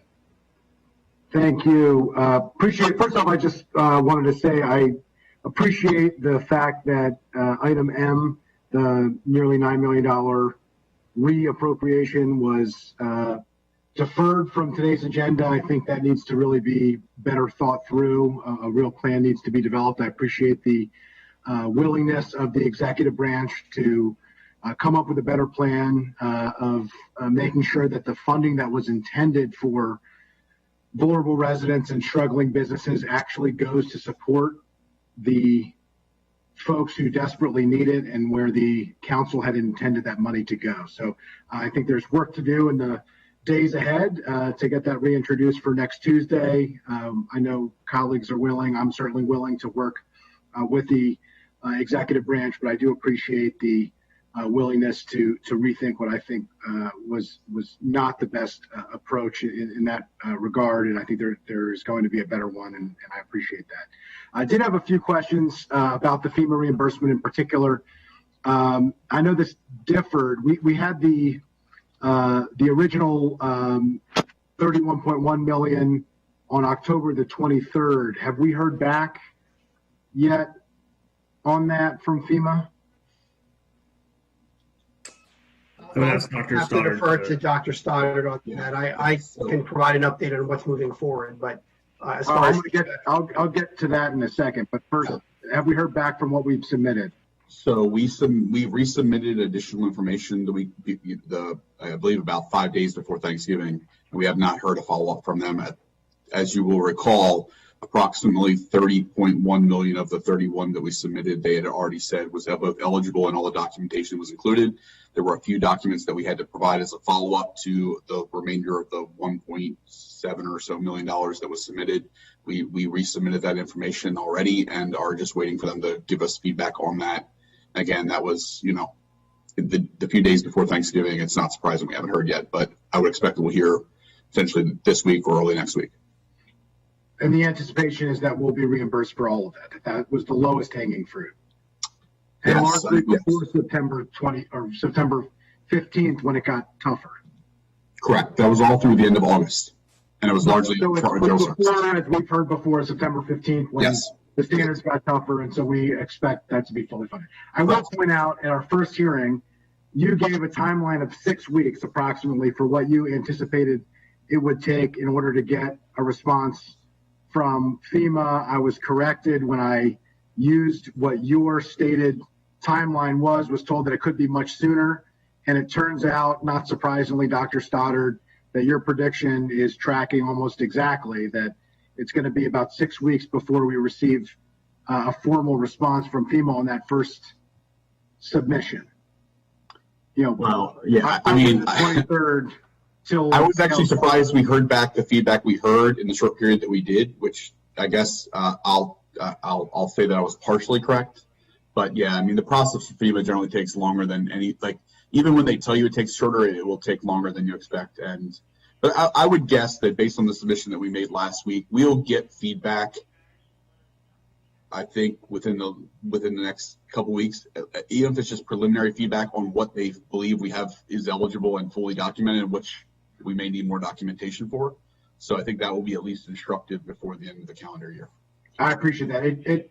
But there are challenges with the timeline. I will say you were right from the beginning, and I have used your timeline that you originally predicted, which looks like it's going to turn out to be true, unfortunately, because it raises the concern that we've had for a while of how long it has taken to start this process. But in terms of the changes, I think these questions might be for Mr. Gottesman, but I didn't quite follow, according to our chart and what we've been hearing for the past several weeks, the plan was 54.9 million, largely operating costs, including some of the differential pay for particular departments and agencies to be submitted on 12/3. And then we were added in, we learned in this chart that the next tranche, the 8.7 million, would be added on December 3rd too. It sounds like that's changed. Could you, I didn't quite follow. Yeah, no, I'm happy to. 2 million, which is a different number than we've seen here. So could you just explain what's different from what the chart is that we're looking at? Yep, no, I'm happy to give an update. This chart was developed just, before Thanksgiving, and Sure.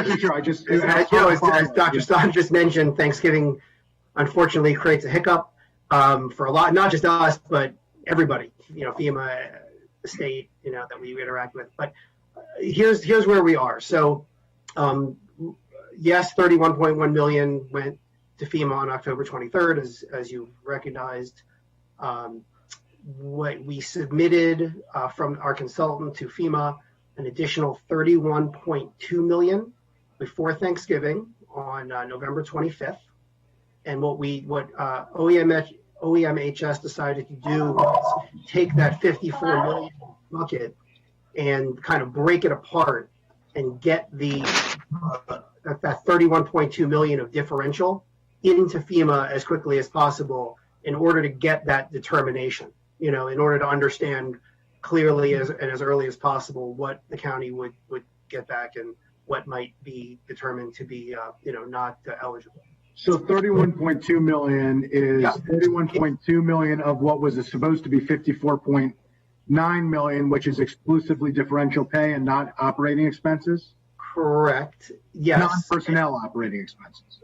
The 31.2 million is personnel costs from the 4 largest user departments. So that's your FOP, your IAFF, and Emergency Communications Center folks, your DOT and your HHS, people, which is the vast majority of all the differential that was earned. So that has been submitted to FEMA on November 25. The remaining dollars from that 54 million bucket includes the rest of the differential pay, which is, from all those other, that kind of long tail of departments, as well as operating expenses. So that bucket is with the consultant now for their review. And we anticipate that will go from the consultant to FEMA by December 11, along with the PPE and other related purchases for DGS, that 8.7 million bucket as well. So yeah, the dates are shifting a little bit based on so you went the reality with the differential pay, and you're going to go a little later with some of the other things. The thinking is that the buckets that we're going to get in sooner are larger. They're larger buckets. There's more of a meaningful shot at a return on that investment of time and effort. And then as time goes on through December, the buckets are going to get smaller, because the bulk will have been submitted already. So when you get your next update in this chart, next updated chart, it will reflect all of that. But it's going for the biggest buckets first, where there is a better chance of getting reimbursed, larger dollar amounts, and then sort of this, tail, if you will, of smaller submissions as the month of December goes on. But we anticipate the next bucket to be transferred from the county to FEMA approximately December 11, and that's going to be the DGS expenses, the rest of the majority of the rest of that 54 million, and then the tranche after that will be the differential from the smaller, less user departments. Okay, and then the final tranche here, which is indeterminate at this point, number 5, operating expenses, September through October. It's currently tentatively scheduled to go to FEMA on January the 8th, which would mean, presumably, and correct me if I'm wrong, that the 25% originally anticipated to be taken out of federal CARES Act funding would not be able to be used for this final tranche because we're submitting it after December 30th. Is that accurate? We'll know what the number is before December 30th, so that the appropriate calculations can be made. And I'll certainly refer back to Mr. Waters on that. But it's not going to be, the amount isn't going to be nearly as much as these other buckets that you see. That documentation is scheduled to be finished.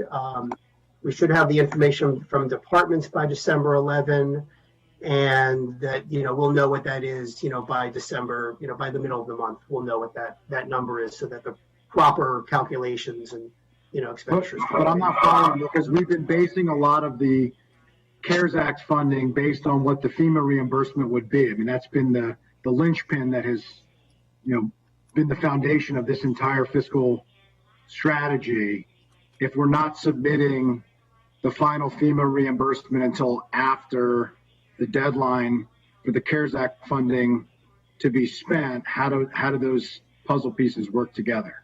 So just to maybe clarify a little bit, the costs for the FEMA submission will have been incurred prior to December the 30th. And in working with the county attorney's office to take a look at the documentation from Treasury, there is, U.S. Treasury, there is a period after December the 30th where they allow for reconciliation of the numbers. So since these costs were incurred prior to December the 30th, which would be in the allowed time period, the county's already paid for these costs, right, that are being submitted. We're just seeking reimbursement from that. So those costs would still be allowed. The 25% match would still be allowed for those costs. Okay, that's new news. That has not been shared with us up to this point. So I appreciate that. That's new information. Okay. If I may, Councilmember Friedson, I just want to make clear that even these tranches that you're seeing on this will not be our last FEMA submissions. Just so we're clear. No, I understand. I understand it won't be the last FEMA submissions, and I presume you'll be submitting to FEMA up through the end of the emergency. Correct. The question is, what CARES Act funding? Yeah, but you base the entire executive fiscal strategy on FEMA reimbursements related to the spending of the $183 million of CARES Act funding, and so that's been, my long-standing concern with the way that this has been handled and approached from the beginning. That's what I'm trying to get my handle on. I hope you will continue to look for reimbursements for FEMA moving forward, but going backwards to how the money has been and will be spent before December 30th vis-a-vis CARES Act funding, it has a direct impact. But okay, last question. Our original conversation, the submissions added up to $120 million expected to go towards FEMA reimbursement, potential FEMA reimbursement. That included just over $70 million. I don't have the numbers in front of me, but I think it was about $72.3 million, I think is what I remember, somewhere thereabouts of that was the differential pay through the end of December, and there was some balance of the rest. Should we reasonably believe that there are going to be costs up to December 30th submitted to FEMA up to $120 million? I mean, there would have to be a huge submission in this fifth column, which is currently not designated on the chart, expected to be submitted on the 8th. Do we think that in total that will bring the total number for FEMA reimbursements for these 5 submissions up to $120 million, or do we think we're going to be submitting a lot less?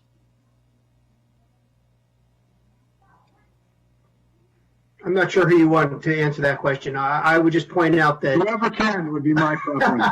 I would just point out that the what you see there, the bucket 5 is September, October, and then November and December will also have been, of course, spent in before the December 30th as well.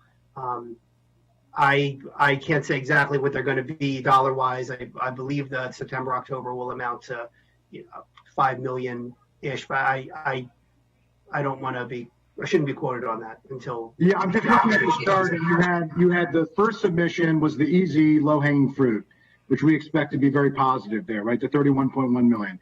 Then the intention was to do the big one, the 54.9, which would basically decide everything in terms of what we would or wouldn't be reimbursed on. And you bifurcated that to separate it even more to say, let's look at the differential pay and separate that out from the other costs, which I think makes sense. And then you have 2, and then likely another much smaller numbers for more recent expenses, which are probably the least likely to be reimbursed because it's harder, in terms of the amount of money that you can get to be reimbursed, because after September 15th, it got stricter and harder, and the rules have changed to make it more difficult, at least from what we've heard before. But it would mean that based on what you had originally anticipated and planned for, which was $120 million in reimbursements, that the plan has changed to request significantly less in reimbursements. And I'm just wondering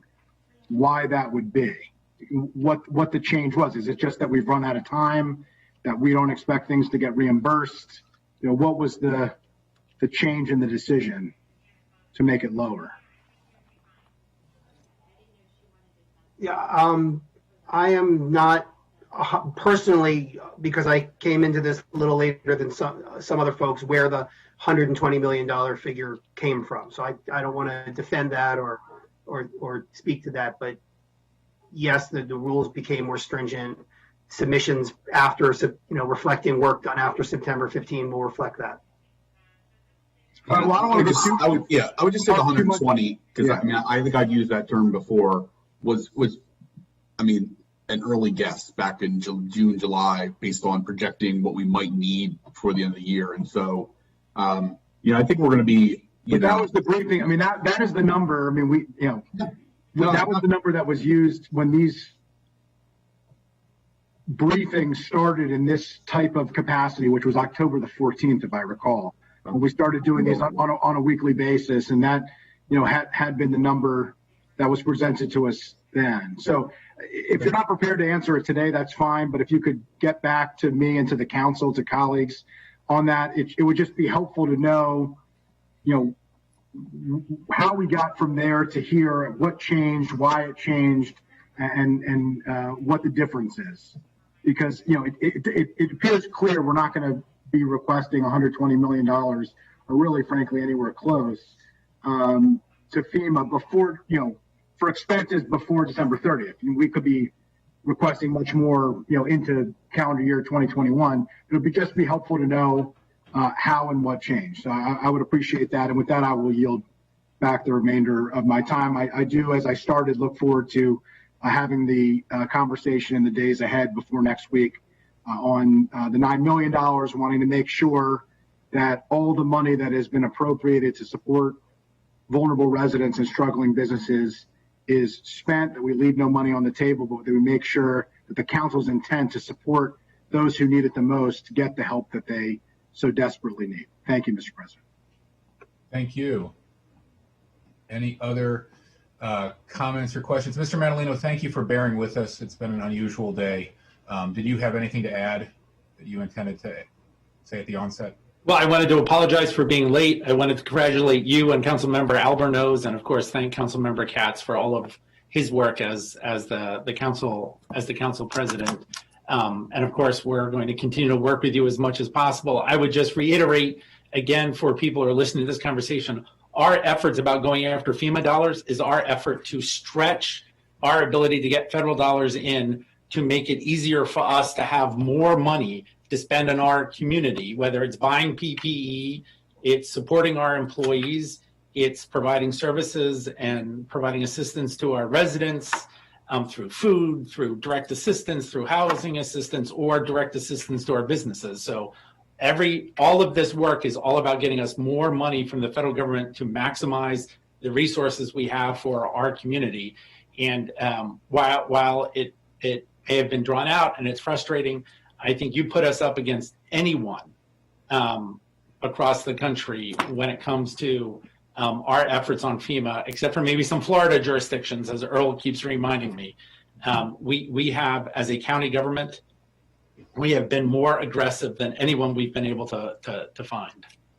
Well, you were sharing some of that information with me over the phone in response to my questions, but that is definitely, so it's your feeling we're ahead of everyone in the region you've looked at, and any other county in the state as well? Yes, I mean, trying not to. I think we had this conversation about we always want to be humble through the crisis. Sure. But I think we have been more aggressive at getting stuff in as early as possible than what we have been able to find from other counties.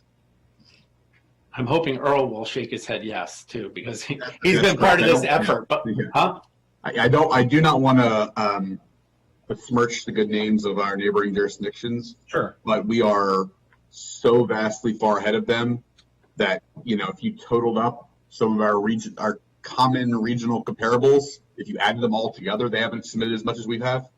So, I mean, it's more than an order of magnitude higher than any regional comparable with the obviously the state of Maryland and the District of Columbia have done more, but they're quasi-state entities. At least Maryland is obviously a state entity. DC should be a state entity, and they've done more than we have, but there's no one else who's even close. And I think by the end of the year we're going to be close, if not over $100 million in submissions. Yeah, we're all for that. Do you learn how is it you learn what other jurisdictions have submitted?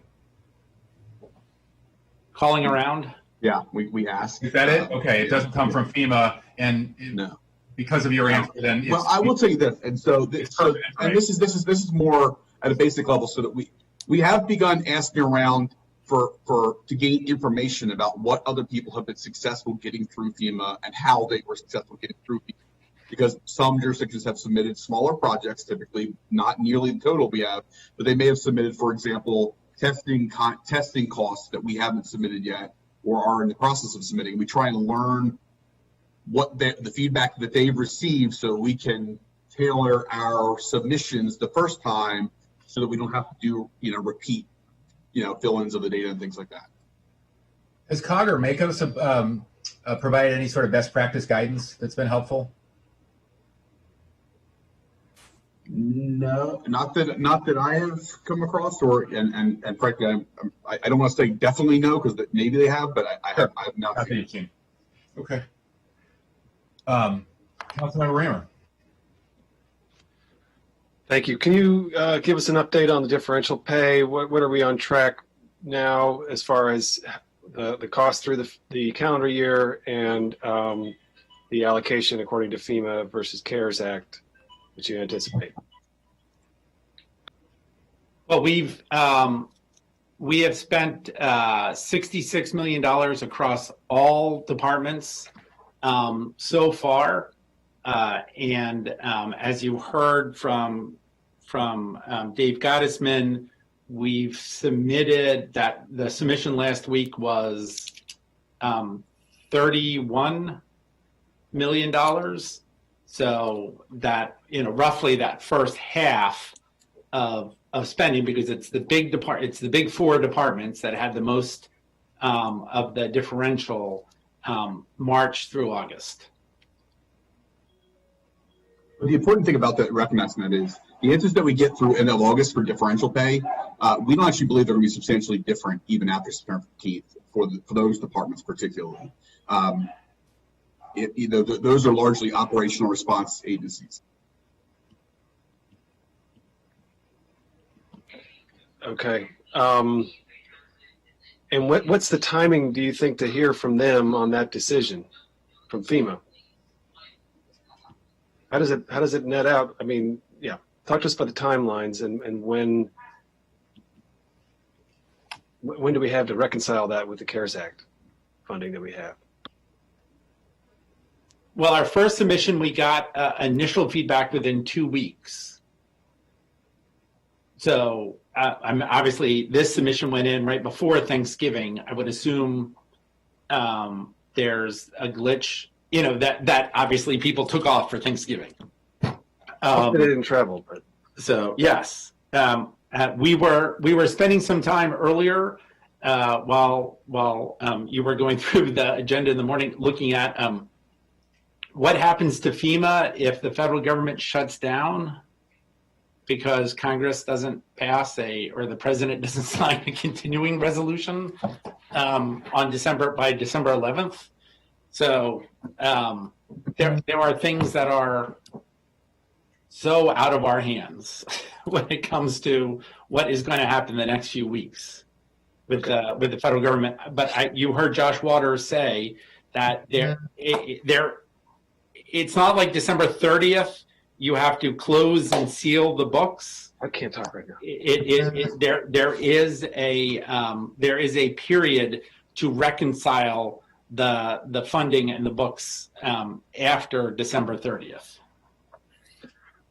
All right, so we have not heard from FEMA to this point in matters of weeks. It has not been their pattern yet to respond in such a timely manner. So Councilmember, they did give us initial feedback, and what they did is they gave us, and they said they put things into 4 buckets. They said there's really 3. I'll say 3 buckets because the other 2 are really a distinction without a difference, really. There is eligible and needs documentation, there's eligible with all documentation submitted. There's eligible needs documentation, and there was one category of like $70,000 in our first submission that was ineligible. So of our initial submission, they told us that 30 million and change fell into that first category, which was eligible and all of the documentation was included. And there is absolutely 0 reason based on, it being an eligible cost and us having all the documentation we need that we will not get reimbursed for 75% of those $30.1 million in cost. The 2 million in category 2, we needed to provide some additional documentation, which we've done. And the third category, which was about $70,000, they were just ineligible because they were not COVID related. So we got that feedback within 2 weeks. While that isn't a final determination, I certainly get that point. That is actionable information from my perspective in terms of our ability to say with confidence that this is money coming back to the county. Okay. Well, I guess we're going to hear. And they did. I think Earl can tell you that they did respond to the District of Columbia's initial submission within 2 weeks. That was for general FEMA submission, or is that specifically a differential pay submission? Both. The district has submitted and got roughly most of their feedback was over a 2-week period for all their submissions. Some of them did include differential for the fire department and others. Okay. All right. Well, we'll hope for FEMA's, positive response. But we're the authorization for the existing differential pay expires at the end of December. Is that right? Right. It is tied to the CRF. Right. So there is no funding authority for the differential after December 30th. Okay. Okay. Thank you. Thank you. Thank you. I don't see any other requests. I think that might be it. Okay. Thank you all for this very helpful briefing. I'm sure we'll be seeing you again soon. Keep up the good work and stay in touch. Okay. Next, it's item 19, is our briefing on the community use of public facilities. I want to first recognize our Education and Culture Chair, Councilmember Rice. Councilmember, your comments on this topic? Well, thank you very much, Mr. President. So let me just start off by saying that, we always get updates on the status of our community use and public facilities enterprise fund. We continue to try and monitor the revenues and expenditures. And so I'm very interested in hearing today from the executive staff as to some of the challenges that we continue to face. I know that there had been talk about loss of revenue when we had met before. And so I'm very curious to see if that continues to be the case, and if so, why. Understanding that we have a relationship with our schools as well as other government facilities when it comes to CUP. But in addition, now that school buildings are closed, folks are trying to really rein in their expenditures. And so just curious to hear what's going on with CUP and how we are trying to manage and mitigate those losses would be incredibly important. And then how do we get out of this? Once we open back, it'll be very interesting to understand how it is that once the pandemic has subsided, where we intend to see and focus on those revenues. I know that we've also focused on some initiatives, whether it be ball fields that many were very adamant about, including Councilmember Reamer, and making sure that those things happen. I know that we've got our planning department that's on the call, who's instrumental in working with a number of those initiatives as well. So there's a lot of moving parts that are going on. And so it's really going to be good to hear from folks to kind of put the pieces together and just see a better picture of where we are and where we may be in the next 6 to 12 months.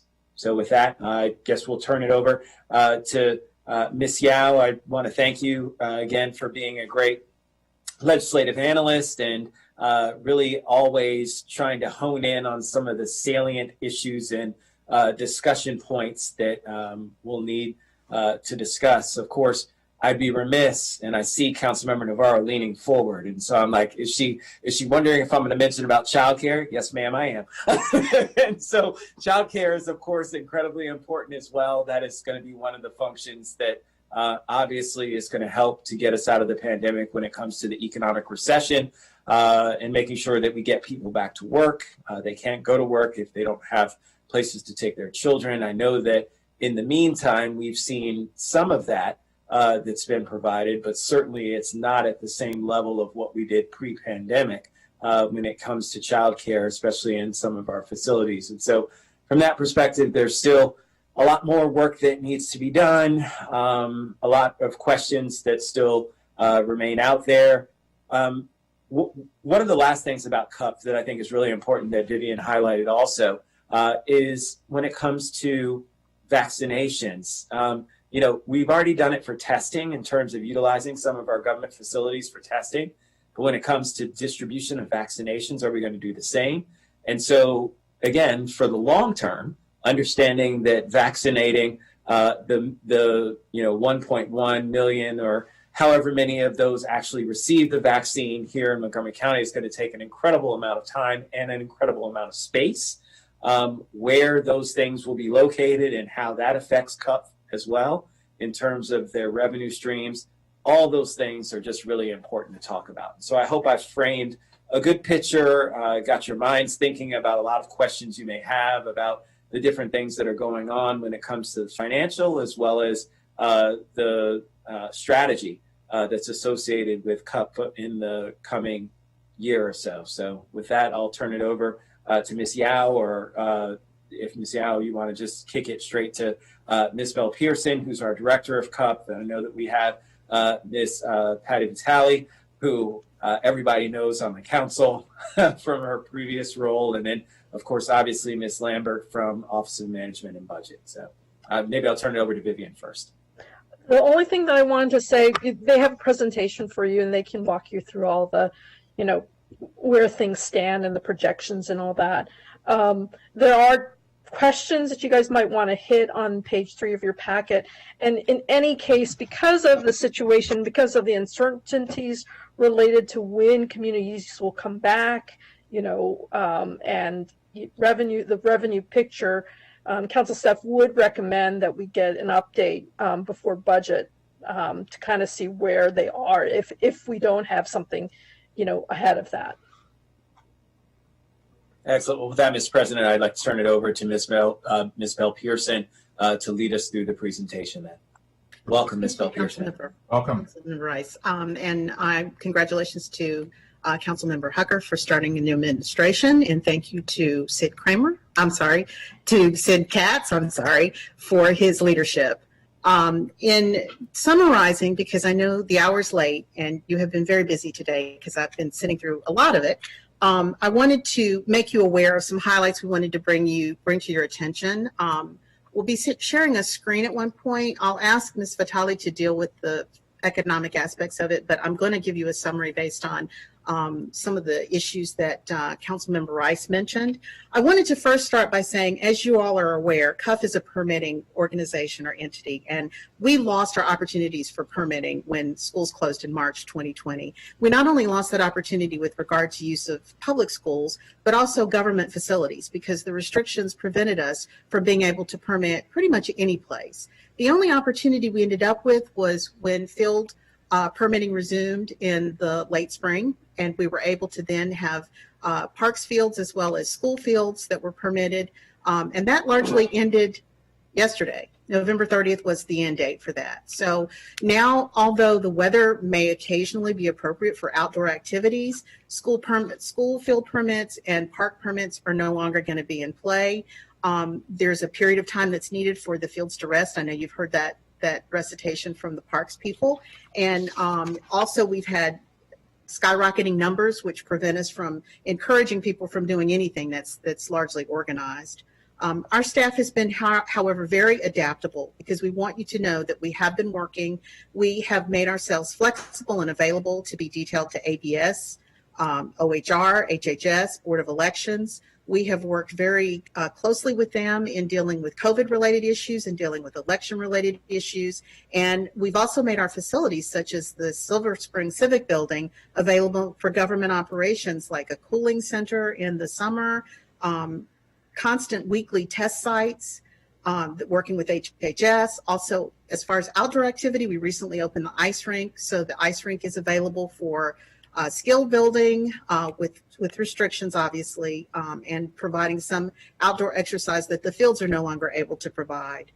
I want to take this opportunity, too, to give a huge nod to our child care team, because our group worked very closely with the Child Care Commission, HHS, the Children's Opportunity Fund, the Brown and Black Coalition, as well as MCPS, of course.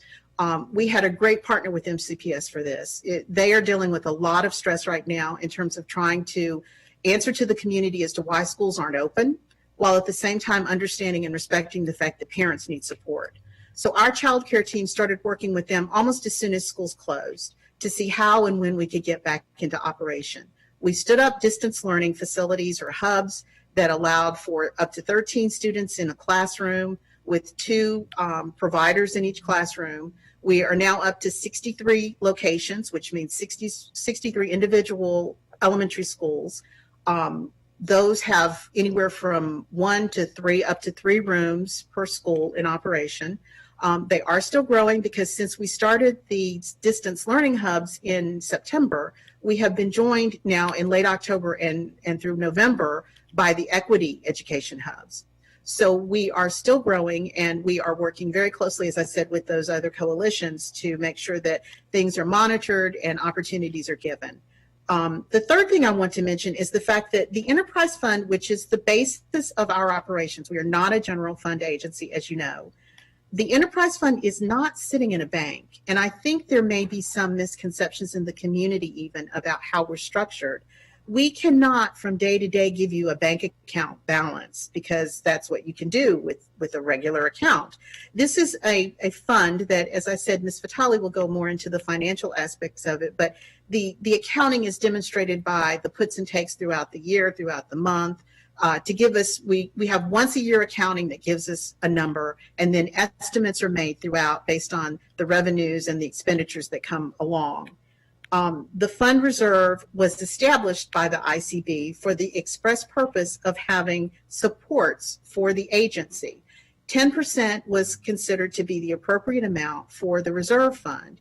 And that 10%, as you can see from the slide, consists of 2.5% for risk management protections, which would protect against situations like this, where revenues fall short, capital concerns are at issue. 2.5% is for periodic reinvestment in IT, which, as you know, you've heard a lot of discussion about our changing to a new software provider. The vendor has just been selected and contract negotiations are ongoing. 5% was intended for program experimentation, which is something I'll touch on now in terms of where we go from here, where we go next. And I'll mention again at the end some additional things we're doing. But program experimentation to me includes looking at other opportunities, because we're well aware now through no other thing but demonstration that we cannot put all of our eggs in one basket and relying on MCPS. MCPS is 90% of the resource that we have for support and supply of space, not just the physical buildings, but the fields and any other assets they have that they are able to make available to us. We know that we need to develop other opportunities for situations like this, where schools are out of play. There are closed schools, there are other government facilities, there are things we would like to be able to invest in to bring up to standard so that we'll be able to have those other asset opportunities. However, that takes funding too.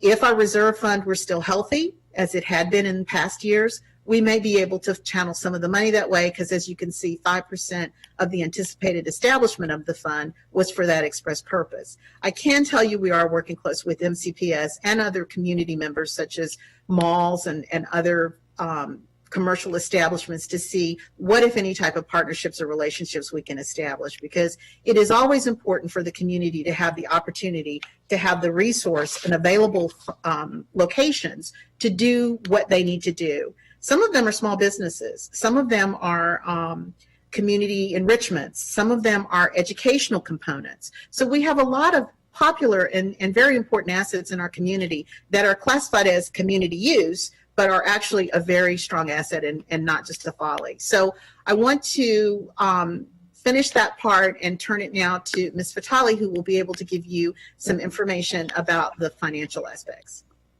Good afternoon. The next slide that we have, which is not advancing. Oh, there we go. Is our cash flow so far in this fiscal year. As you can see, our revenue is minimal. It's a tiny fraction of what we could normally expect it to be.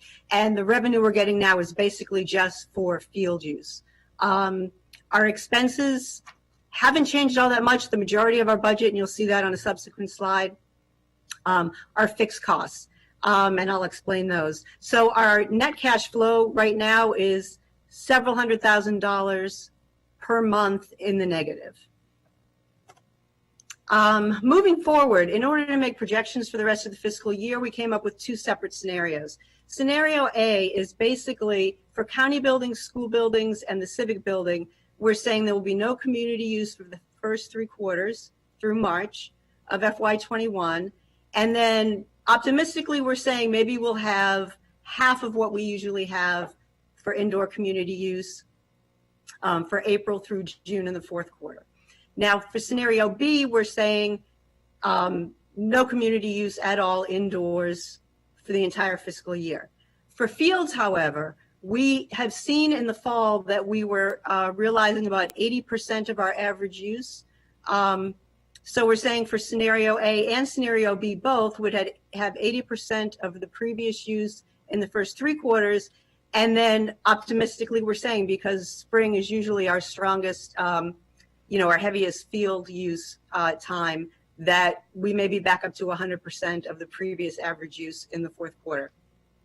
So as I show you the projections, you'll see we have 2 sets, one for scenario A and one for scenario B.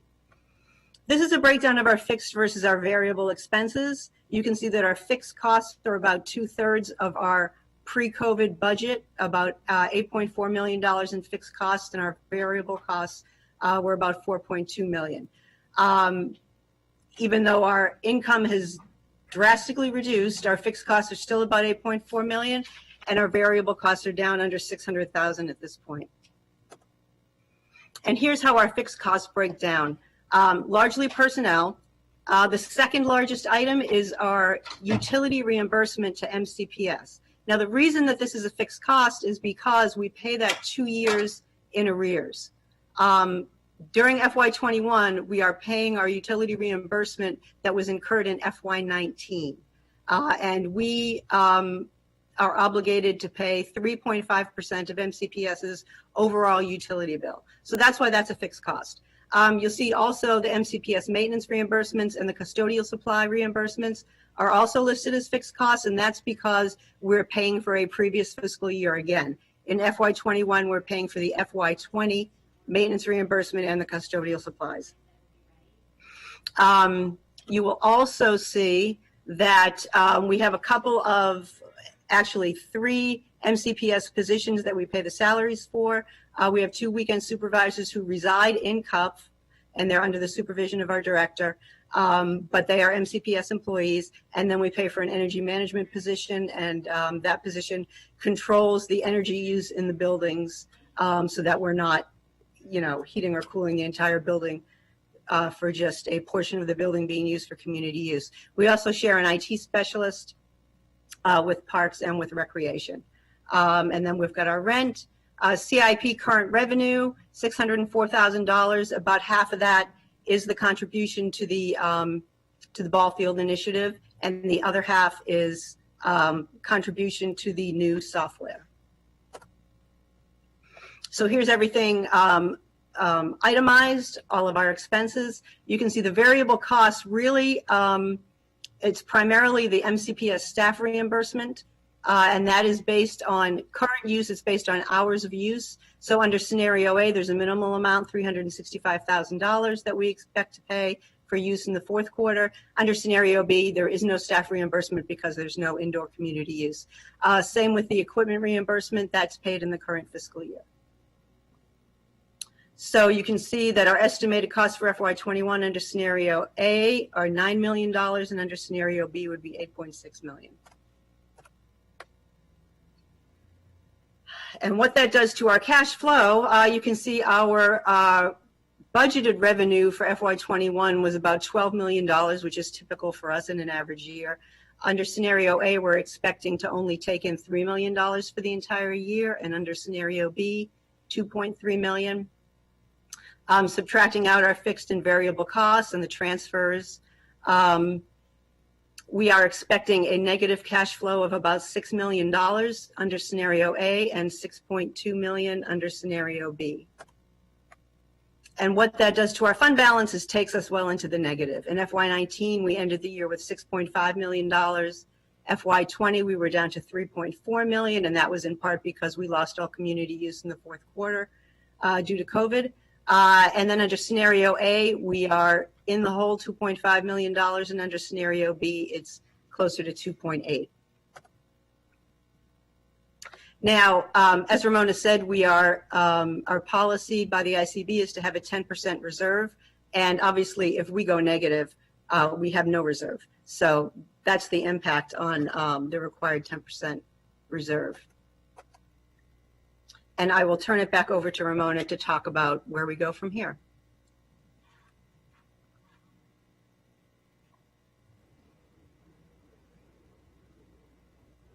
Ramona, you're on mute.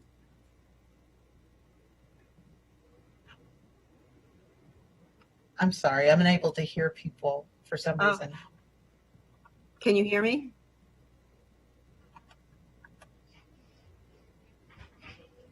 So Patty, do you want to finish with this? Sure. Let me take it. Right now, CUP is working with DGS to conduct a survey of county properties to determine if there are any additional resources that can be activated for community use, like closed buildings or any other facilities. Obviously, that would happen when community use resumes again, when indoor community use resumes again. So potential steps that we can take to address the budget deficit, we can implement a savings plan. Because we are largely, our largest cost is personnel, there aren't a lot of places to cut. I will tell you that one thing we have done, the $2.1 million that we owe to MCPS in utility reimbursements during this fiscal year, we are not currently paying. It's a debt that we owe, but we are not making those payments, in part because we don't have a valid MOU.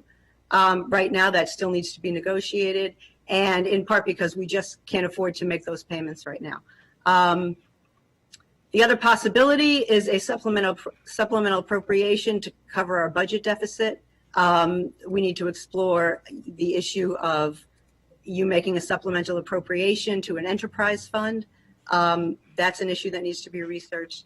And then also target reductions in the next fiscal year, given that levels of community use might not recover, not even by the end of FY21, but well into FY22. Particularly if social distancing continues, because organizations need more space for fewer people. And that's going to be an issue that we're looking at for some time, I think. And that is our presentation.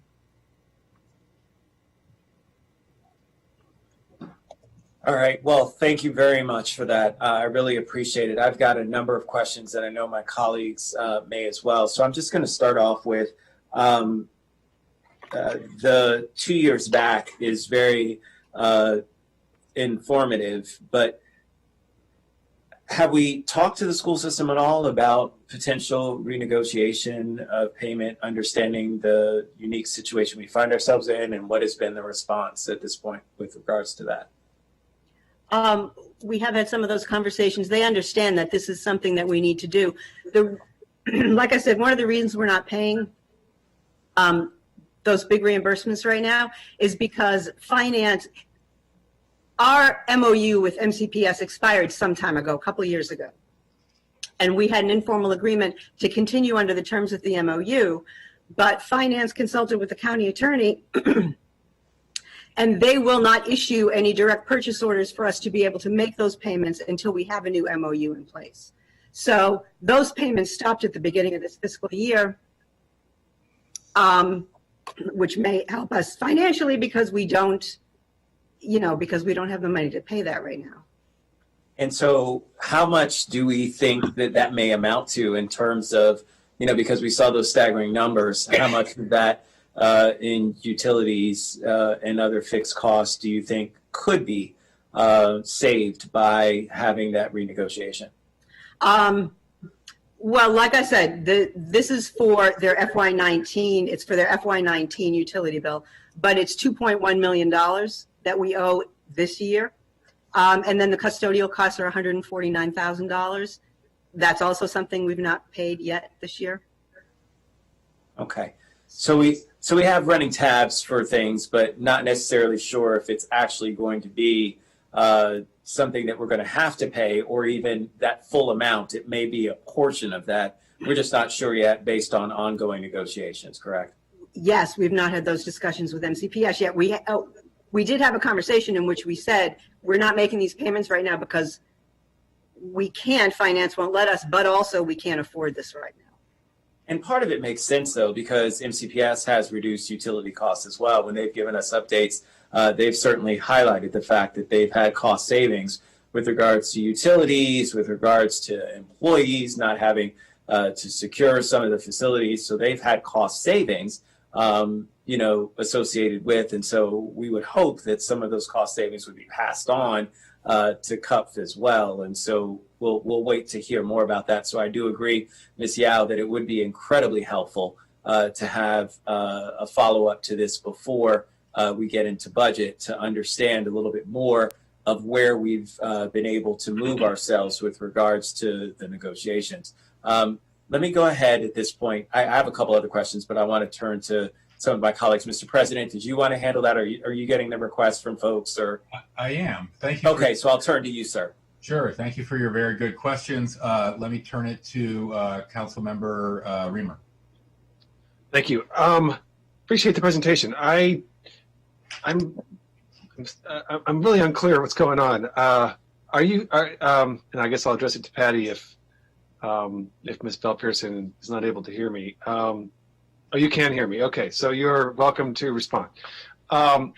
Do you think that the utility expenses will be what you are projecting as fixed costs, or do you think that they will be different in the budget? I can answer that. We already got the utility bill for FY. We've already had to do our submission for the FY22 budget. So we did get from MCPS the cost of the utility bill for FY20, which we will pay in FY22. Because there was because the school buildings were closed in the fourth quarter, it is a smaller number in FY22. I don't have what that is. And it will be much, much smaller for the following year. However, I question whether we should be paying 3.5% of an overall utility bill for community use when there is essentially no community use in the buildings. So I think that very number is going to have to be renegotiated for FY21, which would be paid in FY23. Mm-hmm. Okay, that's very helpful. That's a lot clearer. And is any of this CARES Act, have you eligible, or do you work with OMB? Have you asked that question? I'm sure you have, but what have you been told? Deborah may have a better answer to that. I don't know. Deborah Lambert. Deborah, yeah. Yeah. It would depend upon the functions that are being performed. So, for example, I know a recent conversation that we had with CUF is I think one or two of their people are working currently in HHS. So depending on what they're doing in HHS, that work could be CRF reimbursed. So I think the answer is depends on what they're doing. And also there's a group of employees that are now going to be covered who were basically didn't have a place to report to work because of closures. And I think that, the latest is that some of that will be CRF eligible. Is CARES Act. Is that something you're also looking at? Are there employees who are essentially, because their job is in facilities, that they're just at home, or is everyone reporting to work, whether teleworking or in a facility? I think I can answer that. We have approximately 9 employees who, for various reasons, are detailed to different agencies. Some of the reasons would be their job was not adaptable to telework. Those agencies they are detailed to they're there because of COVID. Either the agency has people who were at risk and could not work, or the additional services that are needed to be provided by that agency as a result of COVID require additional people power, and our people have been put there. We had a large contingency. Well, I said large, maybe 5-6 people that went to Board of Elections and were there for over a month. So we are planning to, and have had conversations with OMB about, if nothing else, the differential that we had to cover, being covered by CARES Act or some other federal FEMA something. At minimum, but yeah. It sounds like potentially more than the differential would seem to be eligible, but okay. Well, that's what we'd like, yeah. Yeah. Which is possible. Okay, well, it seems early then to take action at this time. It sounds like some very large variables are still in play. The only other thing I wanted to say is, I'm obviously not Dr. Gales, but I would be more optimistic that you can return to some community use in 2021.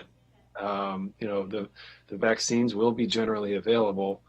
Dr. Fauci has said that they'll be available to average Americans in April.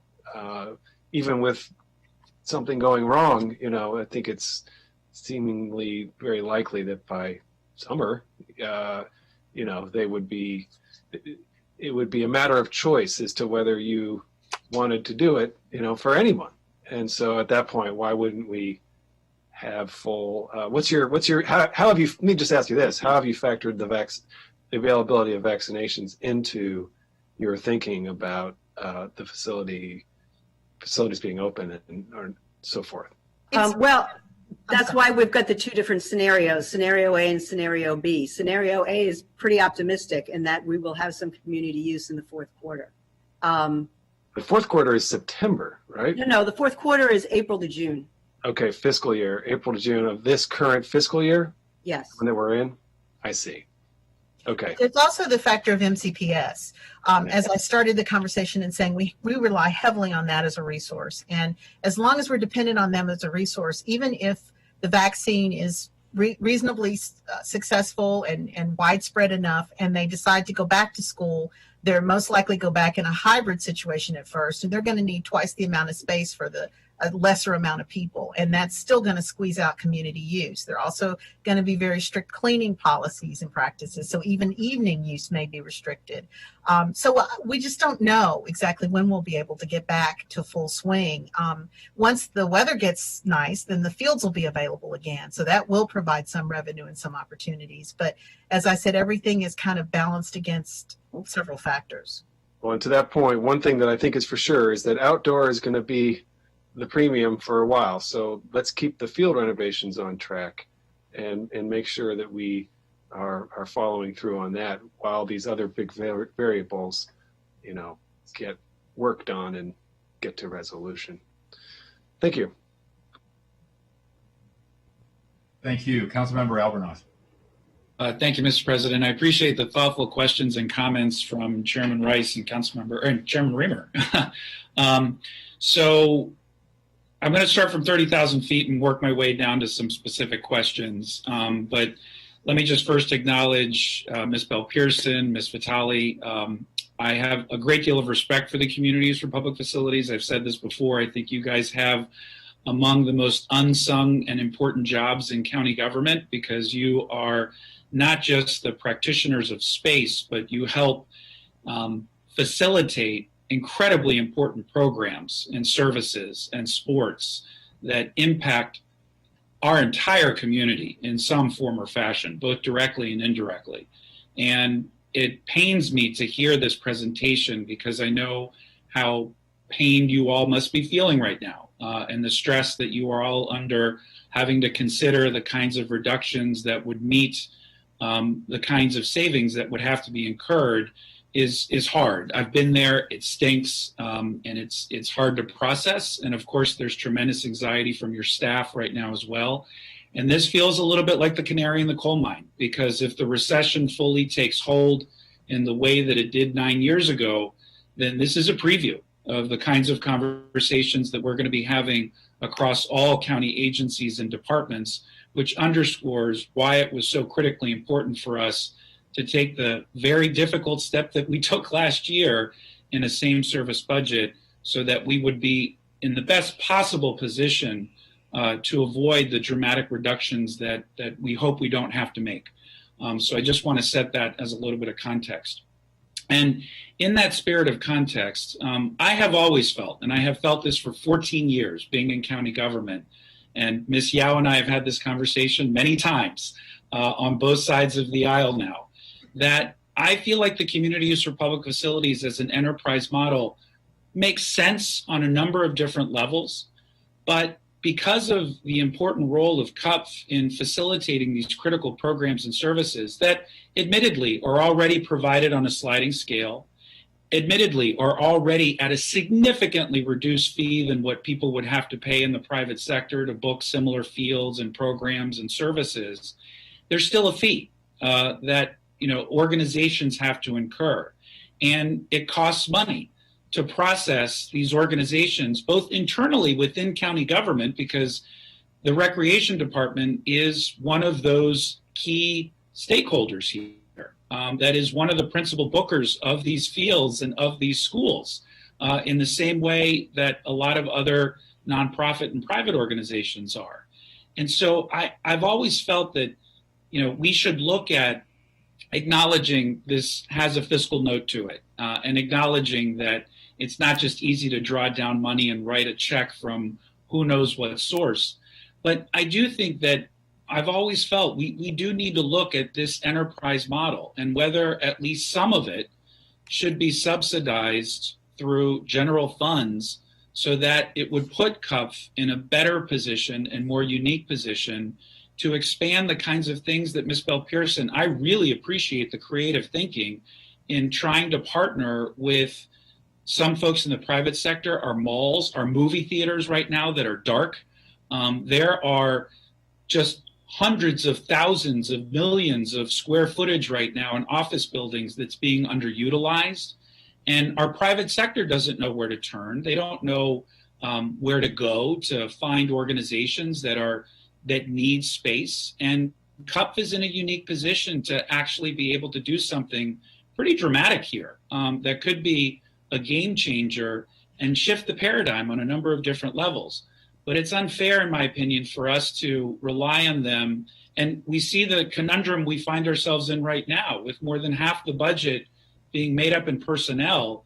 If we don't get the CARES funding to bridge us through the next year, if we aren't able to renegotiate the contract with MCPS, then the only other option are reductions of staff and personnel, which would likely mean the transfer of those staff and personnel to other departments that have vacancies. Luckily, those folks won't lose their jobs. They'll be given first right of refusal through the reduction in force process to be absorbed by other departments. And it sounds like they have ably and commendably stepped forward to help in other areas. No surprise, I know your team, they are awesome.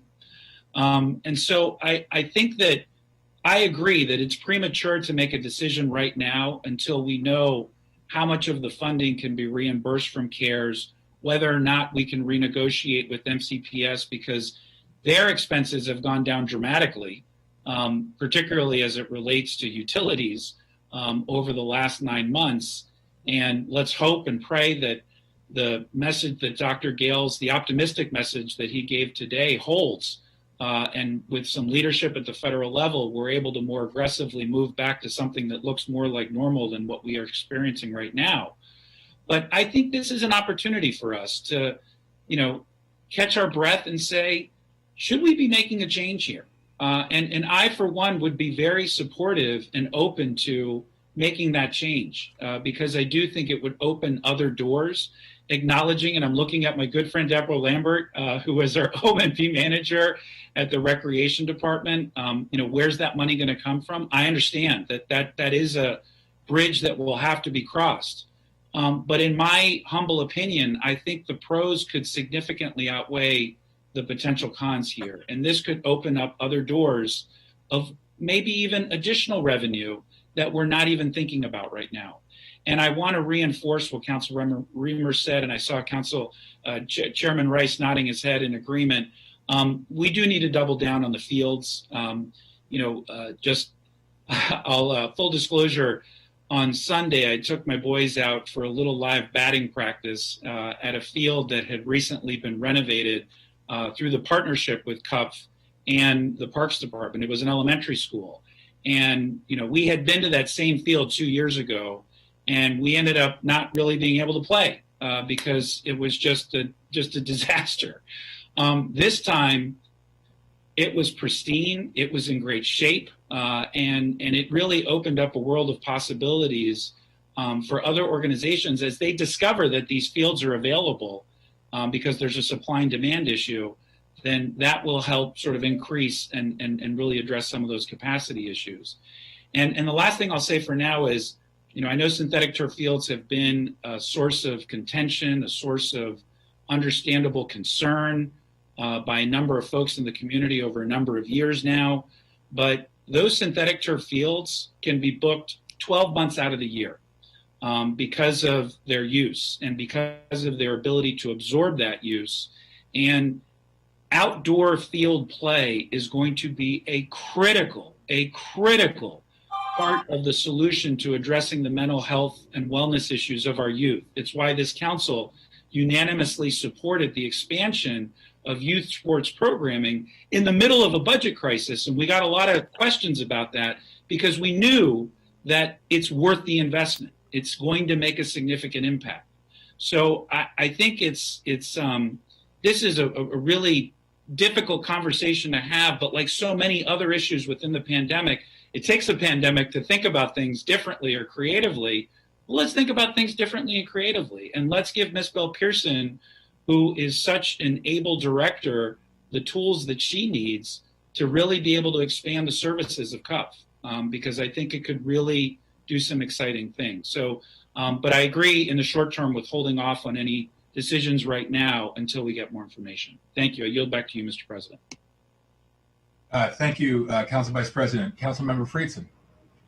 Thank you. First of all, I agree, one, that we're not ready to make any formal decisions here, and two, most importantly, with the opportunity to be creative and to think differently. I think this crisis is going to require us to do that in a lot of areas. I think CUF is one of several. And I also will note, this is one of the areas where I think has been frustrating hearing some of the things that we've been hearing in terms of the fiscal planning, because to Councilmember Albernaz's or Council Vice President Albernaz's point, excuse me, I have to get used to that for a couple of meetings. My pleasure to say it. But this is a window of what's to come. I mean, it hits enterprise funds faster than it hits the core of county government, but it hits everybody. And ultimately, we're going to have to navigate through that, and it's not going to be fun, and it's not going to be easy, and we have to be really thoughtful about it. And I think we have to have a much better plan than we've had to this point, not just for one particular agency and department at a time, but across the enterprise. Couple questions. First of all, I was a little struck by the realization that there was no MOU with MCPS. So we had been operating in a scenario where there was funds going between different government agencies without a signed agreement. I mean, an MOU to me is an informal agreement. I mean, that is the most informal of agreements that should be available to formal government entities. So could you just explain the dynamics to that? Well, the MOU had been in place and it expired, and we did an extension on it. However, the extension, there was only a certain amount of extension terms permitted under the existing agreement. So a year ago, I sent over a revised, updated, amended MOU, and we were in the process of doing discussions and negotiations when the pandemic hit. So that's why we currently don't have an MOU that's technically in place. However, we have worked through the county attorney's office and legal counsel for the Board of Education so that we could have a extension beyond the term of the existing MOU. So that's what we're operating under now. However, until all of that is finalized, because that hasn't even been finalized, we aren't authorized to make any payments to them. Okay. So no money has been exchanged while there hasn't been an agreement in place. Exactly. But you are banking money for the time being, at least, because you can't send the money because you don't have an agreement in place. That's correct. Okay. Well, I'm not sure that's a good thing. Just be very clear. I mean, I think, on all sides, I'm not laying blame at you, but, I don't think it generates a lot of confidence with the public that in the midst of a crisis, 3 different government entities can't come together and sign an agreement and come to terms, as everything else is happening. So I just think we have to do better on that. Similarly, I'm a little bit puzzled in general about the relationship between CUP and MCPS and county government, and I think that needs to be better as well. Early on in the crisis, we were able to bring together and knock through a stalemate, so to speak, between CUP and MCPS related to childcare. And Councilmember Navarro and her office were intimately involved, and Councilmember Rice as well. And I know Councilmember Navarro has continued to be part of that, and Councilmember Rice as well now. But it was stunning to me that when we had that conversation, that it required council members to get involved to facilitate those types of conversations. And again, I'm not laying blame, but I am addressing what is clearly a problem. And when you talk about the 3.5% issue and working through that, which seems like a very solvable problem, but an understandable concern that you've raised, and some of the 2-year arrears and what that is going to mean and how we plan for that. I mean, this is crying out for a single meeting with the county executive or his representative, the superintendent and his representative, and CUP to work this out. And it seems to me that, we shouldn't have to have a council session to do what should be done in a simple meeting between senior representatives of these different enterprises. And we shouldn't need council members to intervene in order to break stalemates when we're talking about childcare and facilities, or when we're talking about, how to keep these, your enterprise fund or any other, operational. And so I just want to raise that. I want to point that out. This isn't me, picking on CUP specifically or picking on this particular issue. But if we're not able to sort through problems and have meetings and figure out and address things, I mean, that is our job. Before we're legislators and before we're executive branch employees and before we're anything else, we're supposed to be problem solvers for the public and addressing these issues. And we get so caught up in the bureaucracy that we have and in our parochial areas that somehow we haven't figured out a way to just get together and figure it out. And if ever there was a moment that we need to just get together and figure it out, maybe by not physically being together due to social distancing, it's now in the middle of a crisis while people are losing their jobs or losing their businesses. They're literally dying in the streets. And for us not to be able to work out what are, very modest issues here, frankly, these are not matters of life and death, which we are also having to deal with. It just seems to me beneath the county of what we need to do. And I think we really need to see a lot more leadership, on these issues than we have. And I think at certain points you've been the victim of that and not necessarily the cause of that, but it has to be addressed and it has to be solved. So I just wanted to make that point. I feel really strongly about this. It just seems odd to me that some of these issues we would even have to have a council session to talk about. These seem like they should have been solved months and months and months ago by a simple meeting between the county executive, the superintendent, and CUP. And so I just wanted to raise that.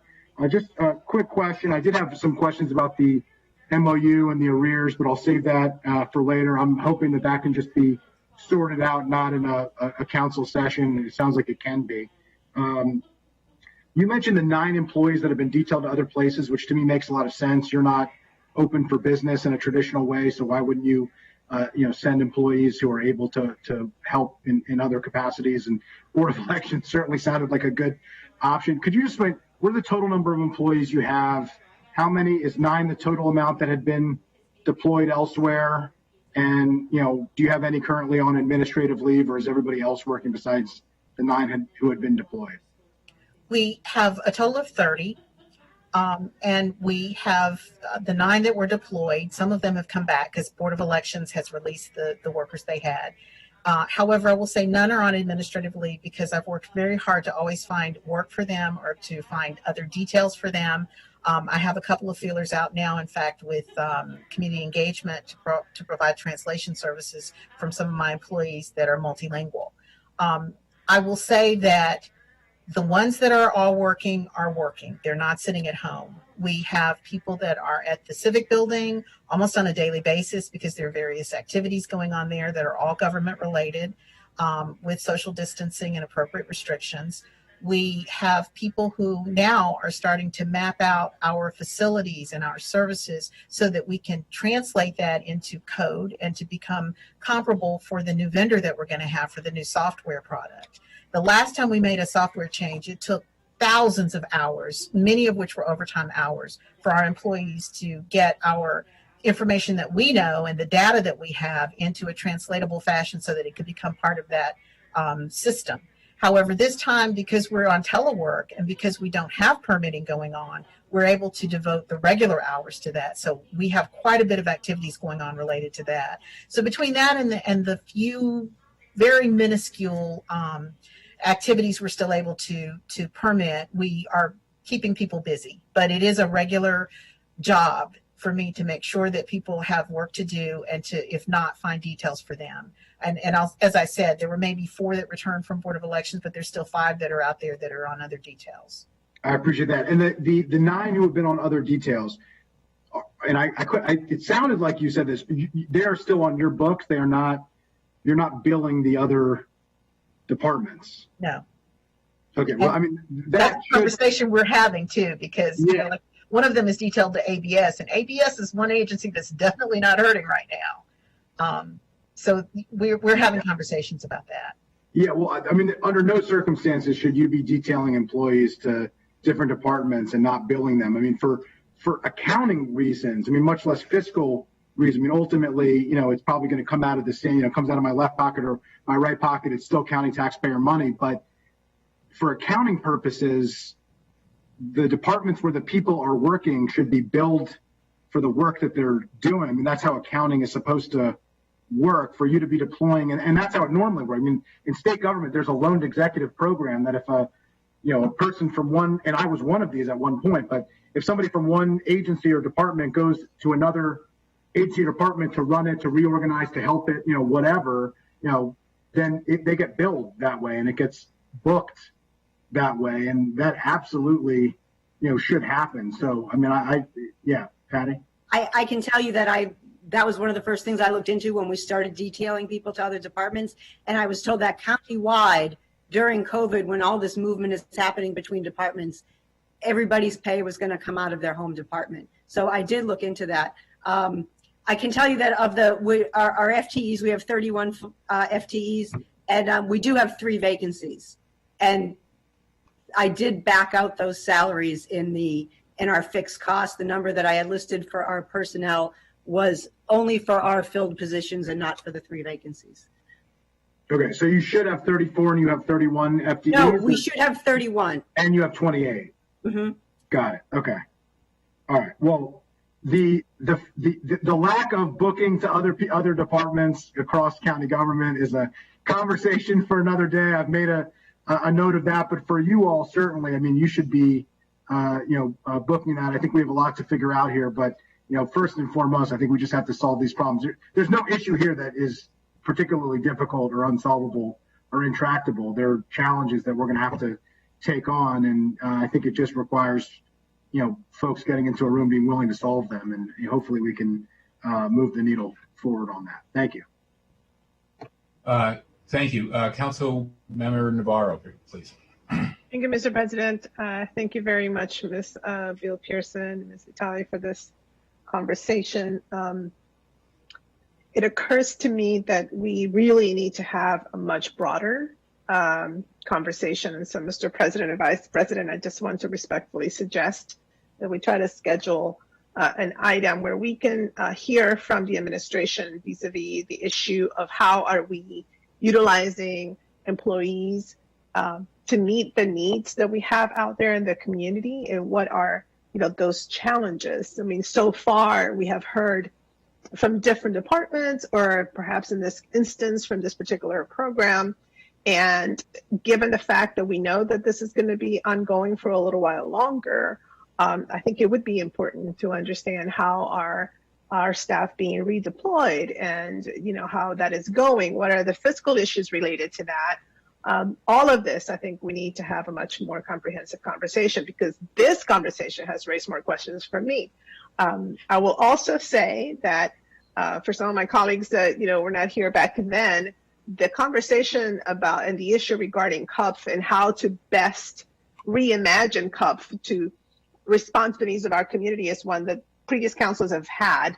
The bill that I introduced, which created, if you will, the subsidy program for organizations that were providing the kind of supports that we had identified as our policy goals, actually was supposed to be a much more ambitious undertaking that didn't quite get there. But the idea was, this is a county that has changed so dramatically, has grown so dramatically. We have county facilities. We have so many needs, yet we seem to have been static in how we envision this particular enterprise. And so, Councilman Albornoz, you're absolutely right. There are opportunities, I think, to explore. And at the same time, I think we also have those opportunities again to rethink, once everything hopefully gets back to some normalcy, how are we utilizing our public facilities, which have been, paid by taxpayers, to best meet the needs in our county, specifically when we talk about geographic areas where perhaps we need space for certain things like before or after school care or things like that. That is a conversation that we need to retake at some point. But also, I think this particular exchange has highlighted the fact that we do need to think about a different model. So again, I thank you. I don't think we have any great options right now. Hopefully some of these things can get ironed out as it was stated, and then maybe come back to committee. But definitely, I think there needs to be a much broader conversation about some of these types of administrative issues, fiscal issues, and also employee redeployment at this moment in time. Thank you. Thank you. The GO chair is certainly right about there are always, and have been for years, issues unique to CUP, but many issues that are getting raised in this briefing are larger than CUP and relevant to our whole workforce around redeployment. I like the suggestion of having a larger briefing. At this point, it will probably have to be in January around what's really happening. But I know Ms. Bell Pearson, you got into this a little bit. Maybe Ms. Yao could comment. But what really are the barriers to taking? We have huge gaps in our 311 system, in food distribution, in many other areas. What are the barriers to moving CUP staff to redeploy into these other departments, separate from the billing and accounting issue that Councilmember Friedson raised? Well, I'll just speak first. CUF does have some situations that other departments have too, where employees have limitations. They either have they're at risk, health issues, etc., which make it difficult to just do a widespread redeployment. Many of the employees that are redeployed are working either back office or more so just teleworking for that other agency. So there's always going to be that limitation. And as I said, at this point, a large percentage of our work is being done related to the reintegration or the whatever the technical term is. I'm sorry, I'm not techie enough. The establishment of data so that it can be translated into the new software provider, and that is taking many people hours. So I'm happy to say that we now are at a point, based on the negotiations being complete, well, the selection being completed, we're at a point where we can start to do that and actually put our people to work doing that now that we're no longer at the Board of Elections and other places. Okay, thanks. I have more questions, but I'll follow up offline. Councilmember Katz. Thank you very, very much, Mr. President, and thank you all for being here. I thought I knew CUF before today, and I'm finding myself using the word "wow" a lot when we're hearing some of this. I agree. We need to have the broader conversation. I agree. We need to look at the various opportunities, and there are various opportunities that could be here and should be here. And Councilmember Friedson certainly touched on it. I started scratching out things as we were going, but the fact that you're sending an employee to another department and you're an enterprise fund and the other department is not paying you for that employee is amazing to me. I mean, who ever heard of doing it that way? I don't blame it. It's all accounting. I mean, let's face facts. But that's no way to do business if you're an enterprise fund. So I think we need to figure this out. I think we also need, let me ask you, when the vaccine becomes available and the county says that they're going to use, and I don't know that we are, but that we're going to use the parking lots of schools. We're going to put up tents and we're going to do all of this. Do you all rent the parking lots? How does that work? We do permit the parking lots, and we are permitting them currently for food distribution. Say that again, please. We do permit the parking lots, and we are currently permitting some of them for food distribution. Are you charging for that permit? Yes. See, although, it depends, because some of them are government operations. If they're government operations, then there are several sliding scales we have available depending on what the action is and what the entity is and other factors. So I can't say that it's a large amount of money, but I can say that we generally do charge for our permits. Well, and I appreciate that. But just in that scenario, if you have a nonprofit that is getting the food from the county in some respects and is now handing it out to the county, the people that live in Montgomery County, using your facility, using the facility that you're permitting, and we're charging them to do that, I have difficulty with that. First of all, the parking lots, if you're talking about school parking lots, are not county facilities. Those are state. Those belong to the Board of Education, which is a state entity. Who gets the money from Montgomery County or whoever? I mean, I'm not here to do that. I'm not.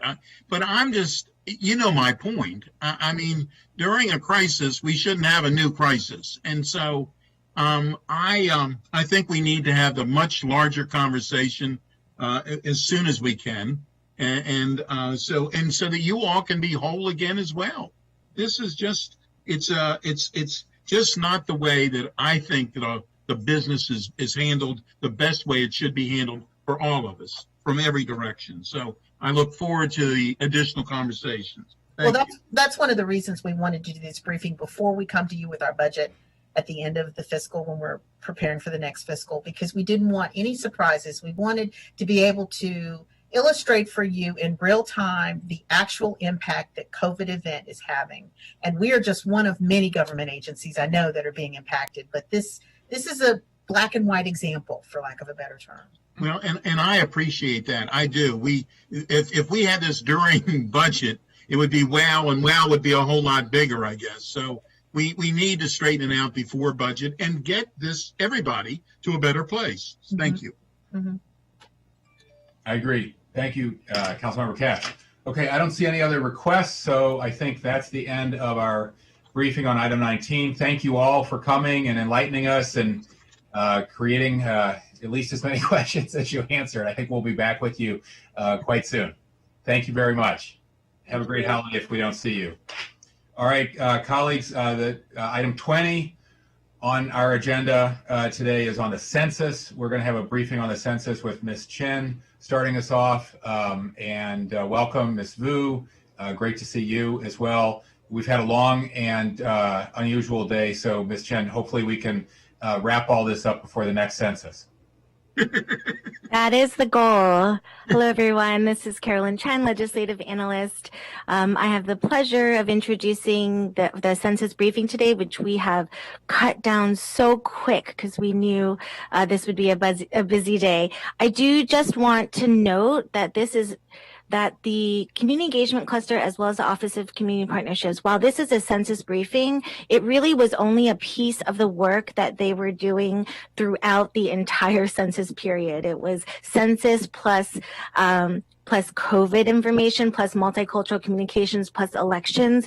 So even though we're just going to focus on census today, the whole update of during this time period and the resources and the hard work into this group is not really fully realized. So although you're only 15 minutes, right? We said 15 minutes. So I do want to just thank the team for all their work last couple of months. Take it away, Diane. Thank you for that amazing introduction. And as many of you know, I'm really good with time. So we're going to stick to 15 minutes. We appeared in front of the council back in February to talk about our campaign. So I'm not going to talk through all of the details. And you also have my report that's also on record. I'm going to try to just give a very broad overview of our outreach strategies as we moved through COVID, highlight key opportunity tracks, and note some important dates to keep in mind as we move forward. So I'm quite proud of what's been accomplished by everyone that was involved in this campaign, particularly our communities, for standing up and making sure that they were counted. This truly was the definition of teamwork makes the dream work. So going into the 2020 census, we knew that there were three things that were going to be different this time around, and there were two challenges that drove our strategies and messaging. First, this was the first census that was primarily done online, which impacted us in two ways. First, the digital divide, particularly amongst seniors, and our messaging to our seniors was to encourage them to complete their census via the phone. Secondly, the outreach of the Census Bureau was scaled back significantly because they were doing a lot of virtual and online work. So jurisdictions really needed to step up to the plate. The state of Maryland issued a 2020 census grant program, and we applied for and received the largest grant in the state. And so we greatly appreciate the state's support. Secondly, the political climate that we're living in that caused the lack of trust from historically undercounted communities, particularly communities of color, immigrant communities, and LGBTQ communities. And that required much more outreach and education on the front and back end. And lastly, for the first time ever, people could self-identify specific countries of origin as it relates to race. This greatly impacts our communities, and we spent a lot of time educating our communities on the importance of this, particularly to the Black, Asian, Middle Eastern communities who have been really asking for disaggregation of data for a long time. And also, people could identify as multiracial for the first time ever. So you've seen the numbers. Montgomery County finished with a self-response rate of 78%. This is 1.9 percentage points above what our self-response rate was in 2010. And since we are the most populous jurisdiction in the state, we were key to the state finishing at 9th in the nation. It's also important to note that the response rates nationally and locally had decreased over the past two census. And so now we're starting our upward trend. There were several strategies that were key to this response that I want to highlight here today. We took an all hands on deck approach. When we launched our Complete Count Committee back in February of 2019, ahead of most jurisdictions in the region, with then Council President and our CCC Chair, Nancy Navarro, we ended up with 142 members in our CCCs. The average size in other jurisdictions is between 15 and 25 members. And this was important for us to do because we really wanted as many people as possible to carry forth the message of the importance of the census.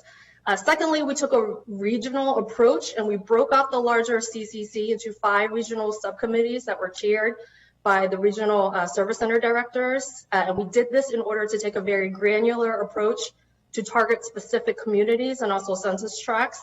Sean Ellis, our census manager, is going to talk more about this in a little bit. Thirdly, we relied heavily on our partners on the ground. We worked through our nonprofits, our civic associations, our jurisdictions, small businesses, et cetera, to both guide our overall strategy and help us for the on the ground in-person outreach.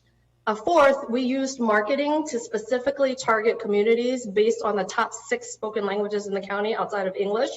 COVID presented a lot of challenges, but it also presented us with a very unique opportunity to do everything that we could to get into people's households. And so we issued multilingual flyers. We issued mailers, door hangers in other languages.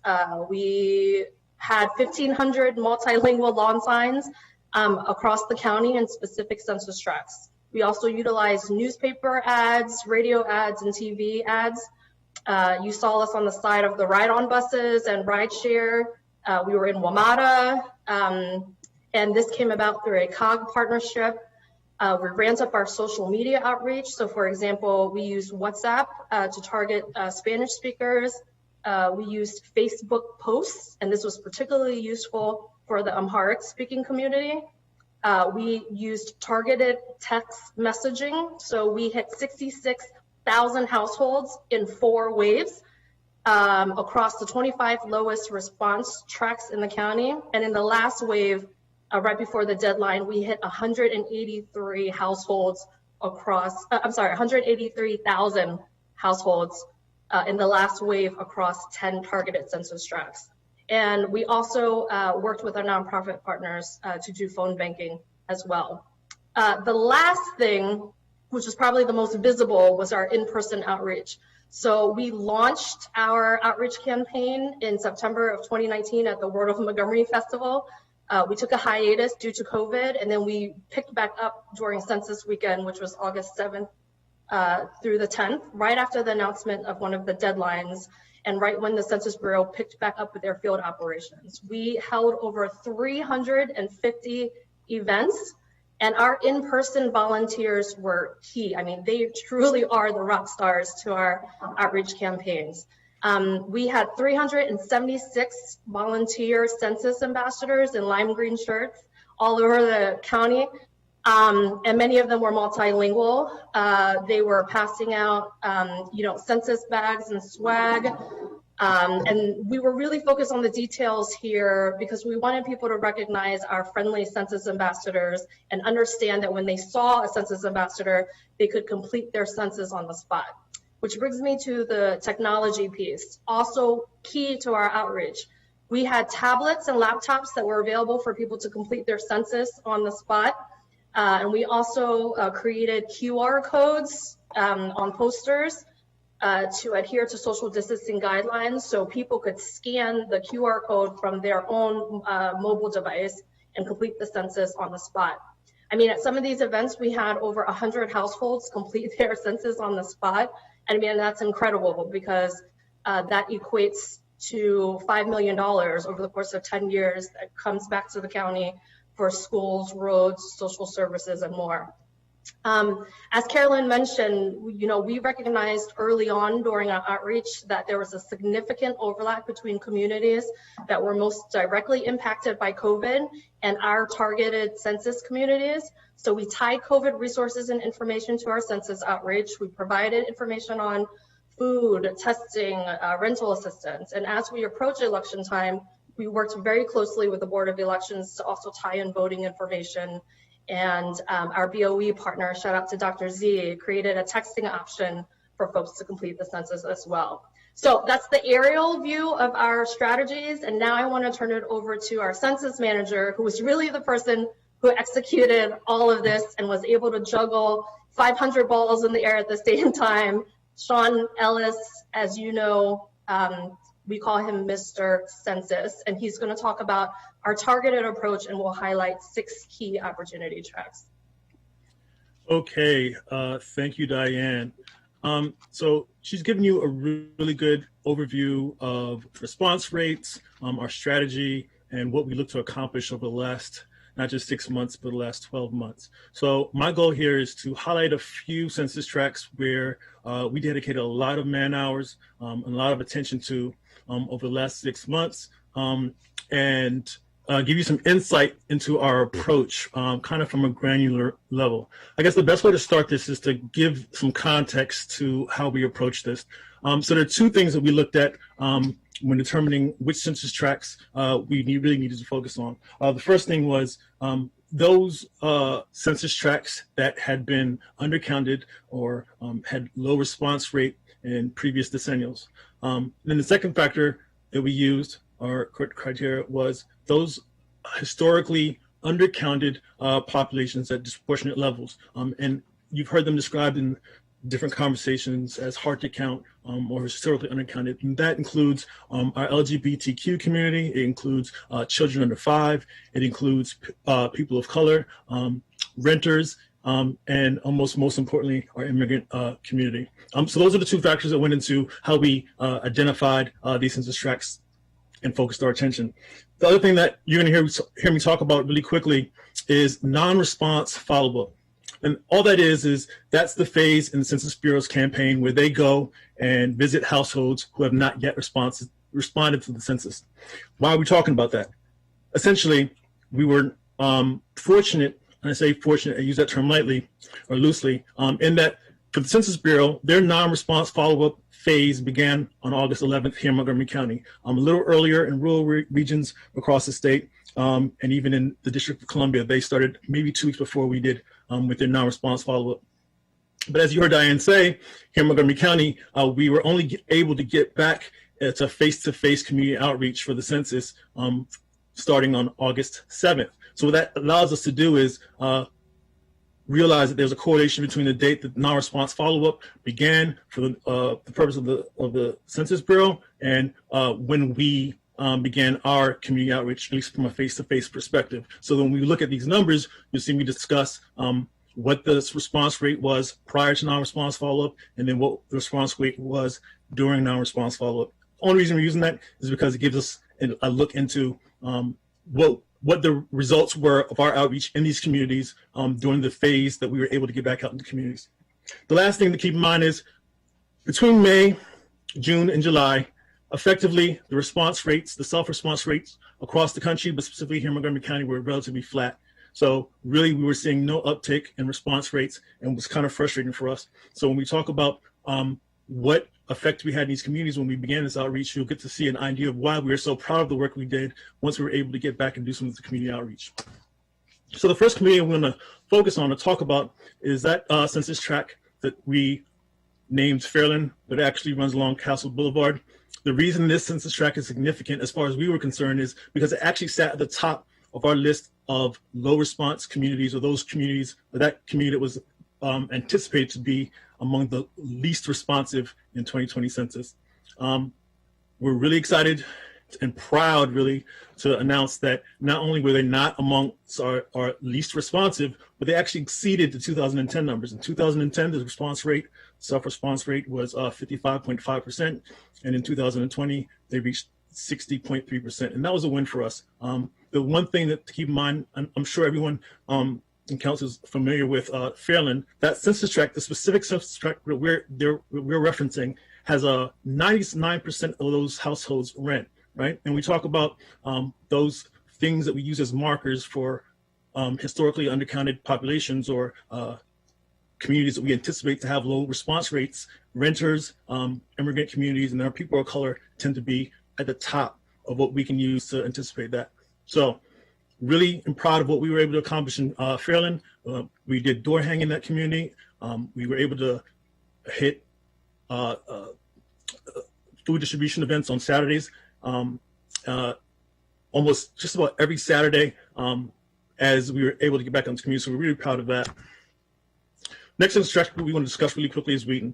Now, unfortunately, we weren't able to meet 2010 self-response rates of 70.2, but we did hit 62.8. Now, again, we knew going into this whole campaign there were going to be communities that we were going to have difficulties getting them to reach our goal in terms of response rate.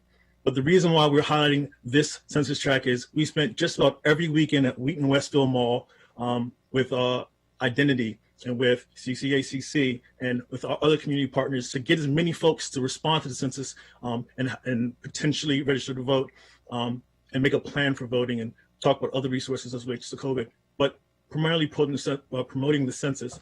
And that work seems to have been relatively effective. We had a jump or a bump of 7.2 percentage points after we were able to get out in the community. So that's the reason we're highlighting this community. It was a census tract that we had focused on going into this, and that 7.2% bump gives us some really encouraging numbers in terms of how effective our work was. All right, so now next census tract that we wanted to talk about is Montgomery Village. We made the decision to target the H Mart just outside of that census tract, the Mega Mart that sits off at 355, and then we even hosted a food distribution event at the Cider Mill Apartments. You guys, I'm sure, are familiar with Cider Mill or familiar with the Montgomery Village community. You know how diverse it is and how much of that community is made up by our immigrant community. So again, unfortunately, we didn't quite reach that 64.8 percentage points in terms of response rates from 2010, but that 7.4% jump after we were able to get out and start our face-to-face community outreach is really encouraging, and it's amongst the highest jump we saw when we were able to go out and do this work. Now, I'm most happy about what we were able to accomplish in Long Branch. And again, we didn't reach the 2010 response rates mark of 70.8 percentage points. However, that being said, if you look at the jump or the bump that we got after we were able to go out and start this work, it was significant. The highest that we saw in any of the census tracts that we were involved in across the county, 8.0 percentage points from the time we started that weekend of August 7th through October 15th. Really excited about the work. We were at Crossroads Farmers Market every Wednesday. We were at New Hampshire State's Elementary School, the food distribution event there every Monday.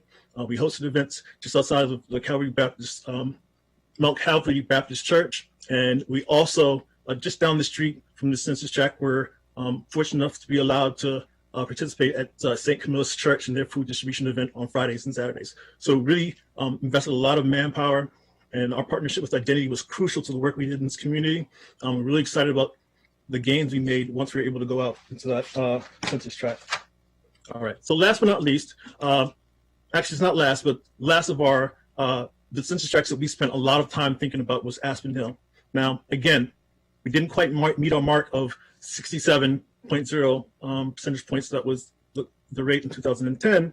But if you see, after we were able to go out and start this work, we actually saw a bump of 7.9 percentage points. And that was the second highest of all the census tracts that we focused all of our attention on. And we're really, really encouraged by the work we were able to do there. We spent a lot of time at Pepper Tree Farms apartments and food distribution events that were hosted there. Our actual very first event was at Plaza Del Mar Carter, for those who are familiar with that community. And then Identity actually was out at the Mega Mart on Georgia Avenue quite frequently to help us on the days that the volunteers weren't there. So we're excited about the work, really, really encouraged about what we were able to do there. I just wanted to highlight that community for you as well. Now, the reason we'll talk, to spend just 1 second talking about Leisure World, is that, as you know, Diane mentioned, this was the first time that the census was primarily promoted as an online response device or mechanism. And that caused quite a bit of tribulation for us in terms of planning for our seniors across Montgomery County. And so because we were concerned about how they would feel in terms of using technology, we spent quite some time hosting events in Leisure World and other senior communities across Montgomery County to make sure they knew what the options were, what they could anticipate in terms of responding to the 2020 census. And believe it or not, as the census opened up on March 15th, they actually led the response rates all the way through May in terms of being the most responsive census tract across Montgomery County.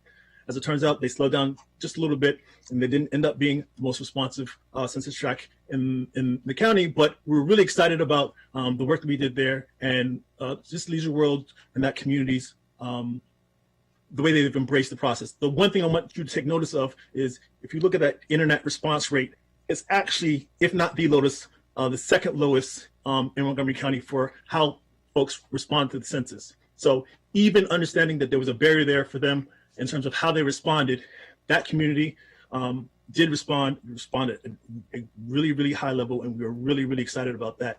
And just wanted to highlight that for you. Lastly, in terms of those census tracts that we discussed specifically. Now, really quickly, we partnered with hundreds of community organizations, nonprofits, jurisdictions, civic associations, in the work that we did across Montgomery County. But I want to take a time or a moment to highlight those nonprofit organizations that were at the core of the work that we did and actually received state funding from us to do the work.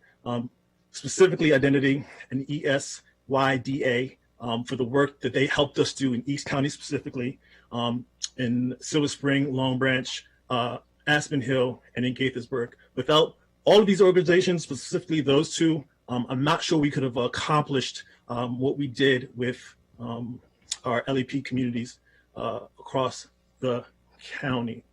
So that's it in terms of giving you an update or just a more granular look at the work we did over the last 6 months specifically, but also just a 12-month approach to this strategic outreach. Thank you, Sean. Can you now just very quickly give the next key dates to keep in mind? Sure. So I wish I could say that the census work was done. It is not. They are still compiling data. And as many of you know, there is at least one significant question that is still left to be answered. So let's talk about 3 dates that everyone should be aware of. One is just passed. So the Supreme Court yesterday heard arguments as to whether the Trump administration could leave undocumented immigrants out of the count of the total population in the census. And of course, those of you who've been paying attention know that has everything to do with representation and apportionment. We hope to get a decision on that in upcoming weeks, but I hope you all noticed that that was on the calendar for yesterday, and to keep your eye on the news as far as that is concerned. Secondly, December 31st is still the date that the Census Bureau is required to deliver the data for apportionment to the desk of the President of the United States. That has not changed. There was some discussion about pushing that back into April of 2021, but at this point, they are still scheduled to deliver that information to the President on December 31st. Last but not least, I'm sure it's really something that this group is interested in, is the data as it relates to redistricting is due to the states on April 1st. Now, what I'll say about this is there is some chance that that April 1st deadline will not be made. However, there's been no official announcement that there are plans to reschedule this date or to miss this date. So as it stands at this point, April 1st is still the date, or I should say April 1st, 2021 is still the date that states should receive that data as far as redistricting is concerned. All right, thank you, Sean. So lastly, I just want to thank the entire council for all of your support and assistance in encouraging all of our communities to be counted for the census. And particularly, I want to thank our CCC chair, council member Nancy Navarro, for all of your support. So you have my record, you have my report on record, and I'm here to answer any other questions. And I know I'm standing between you and the door. Not the first.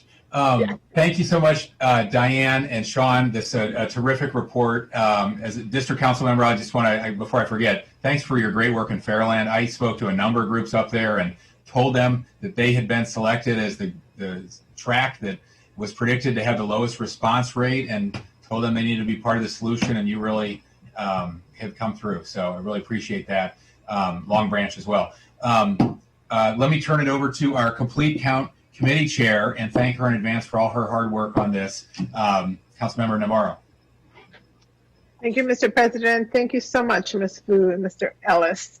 I have to completely admit that you guys are the ones to have all the credit. You need to take all the credit for this incredible strategy. I mean, when you think about, I think Montgomery County is like the poster child for a jurisdiction that had to overcome the most extraordinary challenges. I mean, from the very beginning, just by virtue of who we are, not just the geographic area, but our diversity, the fact that we know that we have undocumented residents, all of these, messages from the very top, from this, White House. I mean, all of those were barriers to overcome. And I'll be honest, from the very beginning, I kept wondering, like, how is that message going to be crafted? Because how do you really ensure folks that, hey, it's okay, it's all right, it's important, go ahead, when they're hearing all of these constant messages? So it's amazing that you guys, because you literally deployed a multi-level strategy of organizing and engagement that was so key. And so what I can say in terms of what this means for us is that it's solidifying, in so many ways codifying, the strategy that we have to use for everything else that we seek to do with our residents. You guys have literally updated that strategy that now we can deploy on so many other issues, including what we're facing right now with COVID-19. You have tested the strategy, and you need to be leading all of that. I mean, I will definitely be calling on you guys every single time I hear somebody say, well, how will we reach this? Oh, we haven't been able to spend the money because these are hard to reach communities, which I hope we never use that term again. They're not hard to reach, right? We know it's possible. We just have to pay some attention as well as be intentional. You guys were able to demonstrate this. So kudos to you. Thank you, thank you, thank you, because of course, above everything else, then you had the pandemic. So can you just imagine? I mean, every single barrier, but this is so critical, and it's so critical for our communities, for representation, for budget allocation on so many levels. And so ultimately, of course, I want to thank the community that responded, that, regardless of all of these barriers, they did respond and they understood how important this is. So anyway, I'm just so proud of everything that you guys were able to do. And we'll say again, you have literally codified the template of how we have to ensure that we deliver the kind of services and that type of outreach to truly engage our community forward. Thank you y gracias. Thank you, Council Member. Council Vice President Albornoz. Thank you. First, thank you, Nancy, for representing us as chair of the Complete Count Committee. And you're absolutely right. The efforts of this committee and this entire strategy were nothing short of remarkable. And having been around county government now on both sides of the aisle for the last 14 years, I'm going to put this in the top 10, honestly, that I've seen personally of incredible just output. And this has long-term ramifications on so many different levels. And I loved going to the Complete Count Committee meetings, just even virtually, because as you flip through the pages, you did such a magnificent job of making sure that urban, suburban, and rural were represented, affluent and not affluent. We had every minority represented times 10. We had every faith represented. We had young, we had old. It was so diverse in every way imaginable. It was such a microcosm of the county. And I think it speaks to the relationship building that has happened over generations, over previous administrations, the trust that we've been able to establish with community-based organizations, the capital that we've been able to establish with so many of the key community leaders and stakeholders, we were able to draw down from. And my God, we needed it, because the Trump administration, through their nefarious efforts, which continue today, as we've heard, tried to circumvent and cut the knees of jurisdictions around the country in a way that was just shocking. And one day we're going to process and look back on and just scratch our heads and can't believe the atrocities that have been committed over the last 4 years, this being at the front of the list. So to overcome that, plus a pandemic, plus, a looming recession with, divergent sectors impacted, and to increase our output from 10 years previously is insane. I mean, I really, at various points, like, I lost sleep over this. I was like, we're screwed. How are we going to overcome this? And it was because of the sheer effort and determination and will, and frankly, Diane, your leadership. You, sister, really exemplified all the comments we said about you when you were initially put up for appointment in this position. It came out in spades. Both your positive attitude, your organizational skills, your ability to connect and problem solve in real time, all came into play here. And so it really is a testament to you and your entire team.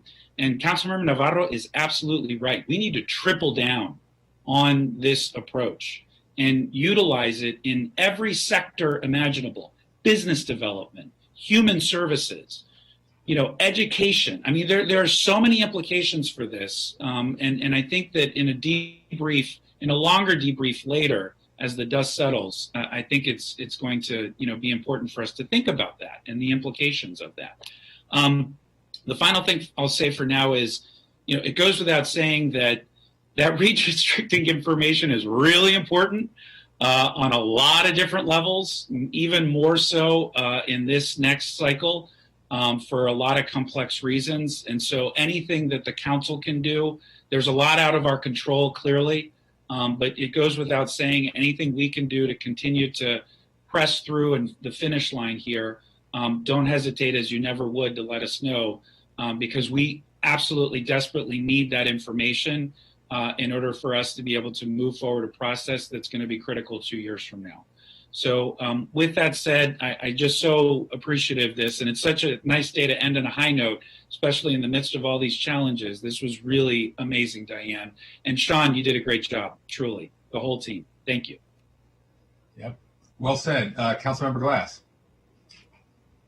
Thank you, Mr. President. I'll make this short because all the accolades have been rightfully given. But first, thank you to the Complete Count Committee Chair, Ms. Navarro, and then to Ms. Vu and Mr. Ellis, or Mr. Census. I like that, Mr. Census. It's a good thing it rhymes too. I got to applaud you and your team and your volunteers and all the nonprofit organizations that you've been working with. The outreach that you described is absolutely incredible. From the jumps and the bumps, from the in-person outreach to the overall increase in turnout, in responses over the last 10 years from the last census. I mean, congratulations and well done. And as you rightly noted, this is so important for representation and appropriation, and for every person not counted, it costs the county $18,000 approximately over the 10-year period. And the two things I just want to close with is the outreach that you did and described. I don't know why we can't do that across so many other agencies and departments here in the county. All of us here at the council have been talking about making sure that people who need COVID relief have the information, right, and the language, the appropriate language that is needed. And here you are texting and using WhatsApp and all of these different platforms to communicate with people. And we're just trying to get information to people about rental assistance and food insecurity. So whoever's listening, let's replicate this. Let's instill these types of programs and get people up to speed on some of this software so that we can continue communicating with communities that need to be communicated with aggressively and proactively, as you have done. So I want to learn from you, and I want other agencies and departments to learn from you as well. So let's continue that conversation. And then with regard to the counting itself, this conversation is very timely because this council, after a few Z's overnight, we're going to turn around tomorrow and start talking to people who want to serve on the redistricting commission. And I'm excited to see the hard work that you've put in, how that manifests itself in greater representation here in Montgomery County and where those population centers are, and making sure that all of the new members of our community over the last 10 years, or those who might be here, might have been here before, but just were never counted, will literally be represented in 2022 after we do the redistricting. So your hard work does go on for a long time, and I want to thank and applaud you for all of it. Thank you. Councilmember Rice. So I'm going to add to the accolades that are already there, but let me just say, Director Vu, it starts with you. And I didn't mean for that to rhyme, I swear. I didn't. But the reality is this, is look, if anybody's ever seen a dossier that Director Vu has made for any of our trips abroad, I will tell you that there was no question that she was going to do a great job with this. And so when it came to her leading this effort, I said we were good. And sure enough, that was exactly the case. One of the things that I want to highlight is something that goes beyond the census itself. And folks have kind of touched on this, but even the thematic that you chose in terms of everyone counts meant so much more than just about counting via the census. Because what you did is you reached out to communities and told them that they mattered, that they were instrumental in terms of us in county government, and we needed to have them be a part of.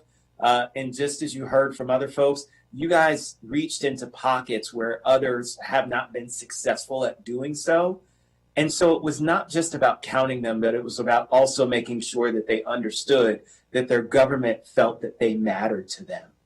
And that's a big deal. That really is something that's going to have lasting ramifications, I think, in terms of making our community even better, in terms of folks understanding, primarily people of color, people of lower socioeconomic status, who don't normally participate in these things, about how they play a role in government and how government values them. And oh, by the way, as people have said, you did it at a time in which you had a global crisis going on in terms of the global pandemic and racial unrest in which people weren't happy with government, right? It wasn't just about police. It was all about just the whole establishment type thing and the anti-view there. You did it in the midst of that and still increased. I mean, if you were explaining to us today that, look, we tried, and with all the things that were happening, we didn't really meet the mark, we would still be singing your praises and saying, kudos for a job well done. But guess what? You crushed it. You still went above. And that says something. That says something about the dedication. And it starts from leadership and goes all the way down. So to you, Mr. Ellis, and to the entire team, just thank you. Thank you for making Montgomery County a better place based on the work that you've done. It's tremendous. So kudos. Thank you. Thank you. And Councilmember Friedson. Well, I will bite.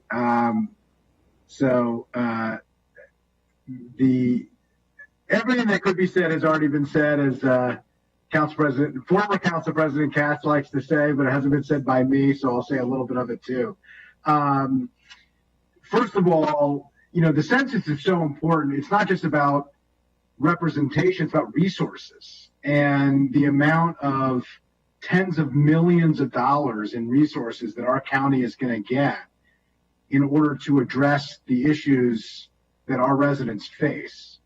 That's what this is about. It's not just making sure that we count everybody, which is important, making sure that everybody counts, which is important, making sure that we have the full breadth of who is in our community and that we value everybody equally, which has not always been the case. But it is real dollars, life-saving, life-changing dollars that we're going to need to be able to deploy to help people. And if ever there was a time that was clear, it's now, with so many needs in our community, particularly those who you did have to work so hard to be so creative in order to reach. And so I just can't overstate, we all can't overstate how important this work is that you have done, how challenging it was, how much you stepped up to this. I would say that the next person to oversee this effort will have big shoes to fill. I'm not sure how big your shoes are, but I know that you have the coolest shoes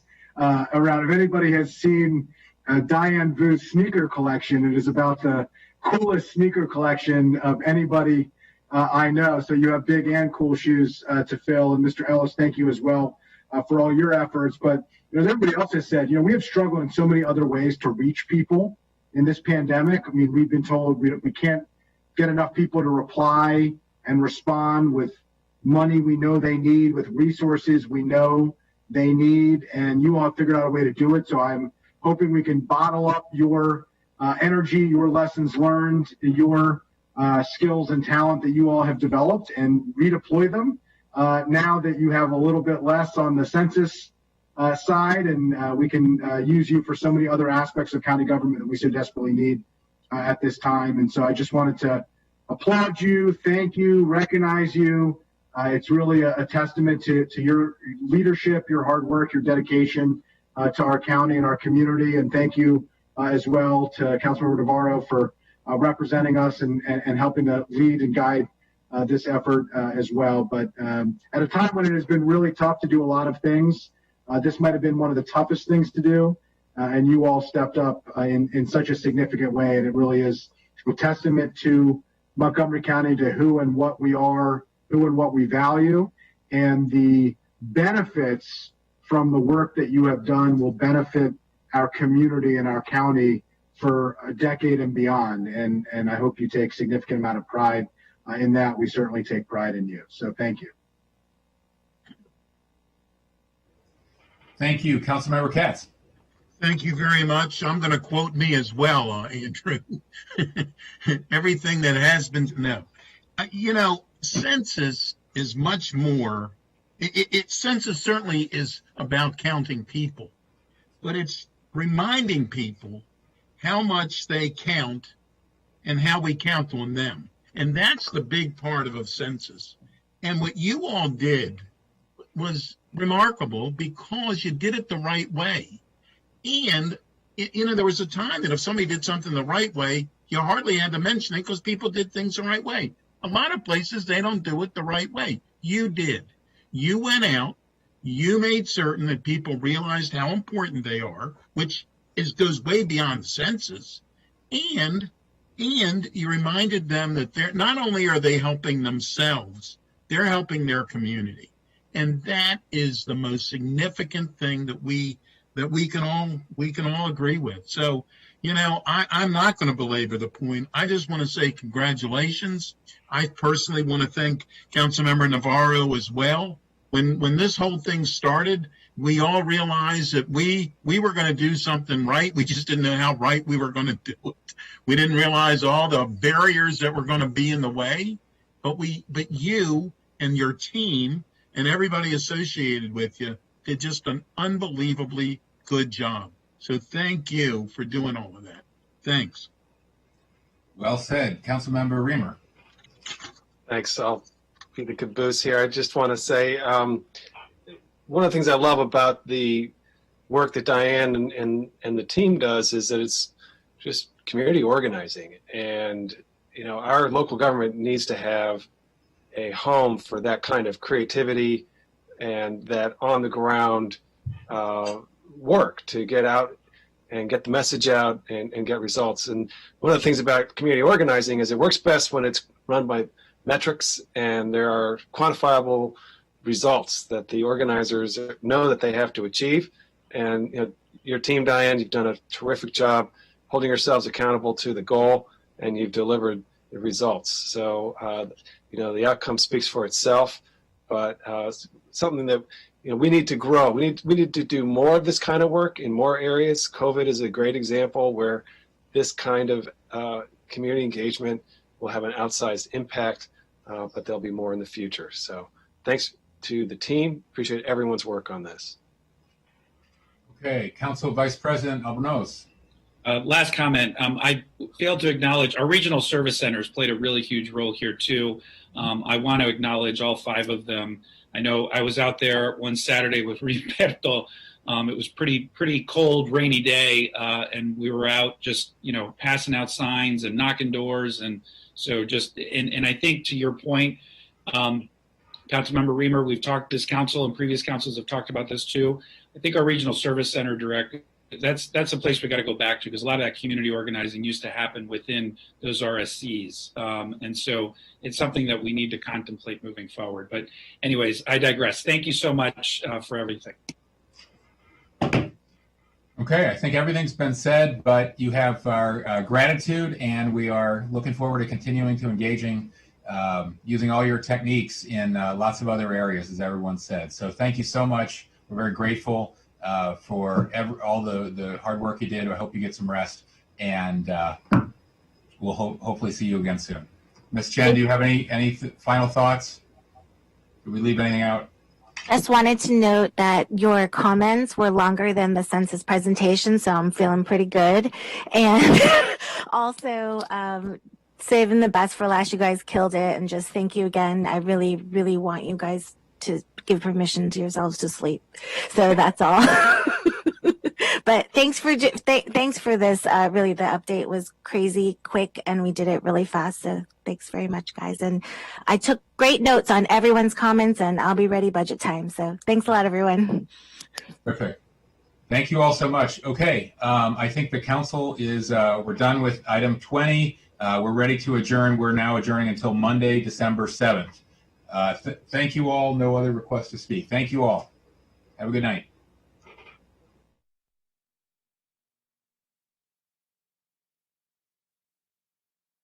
Interstate 270 corridor, WPDD 1070 AM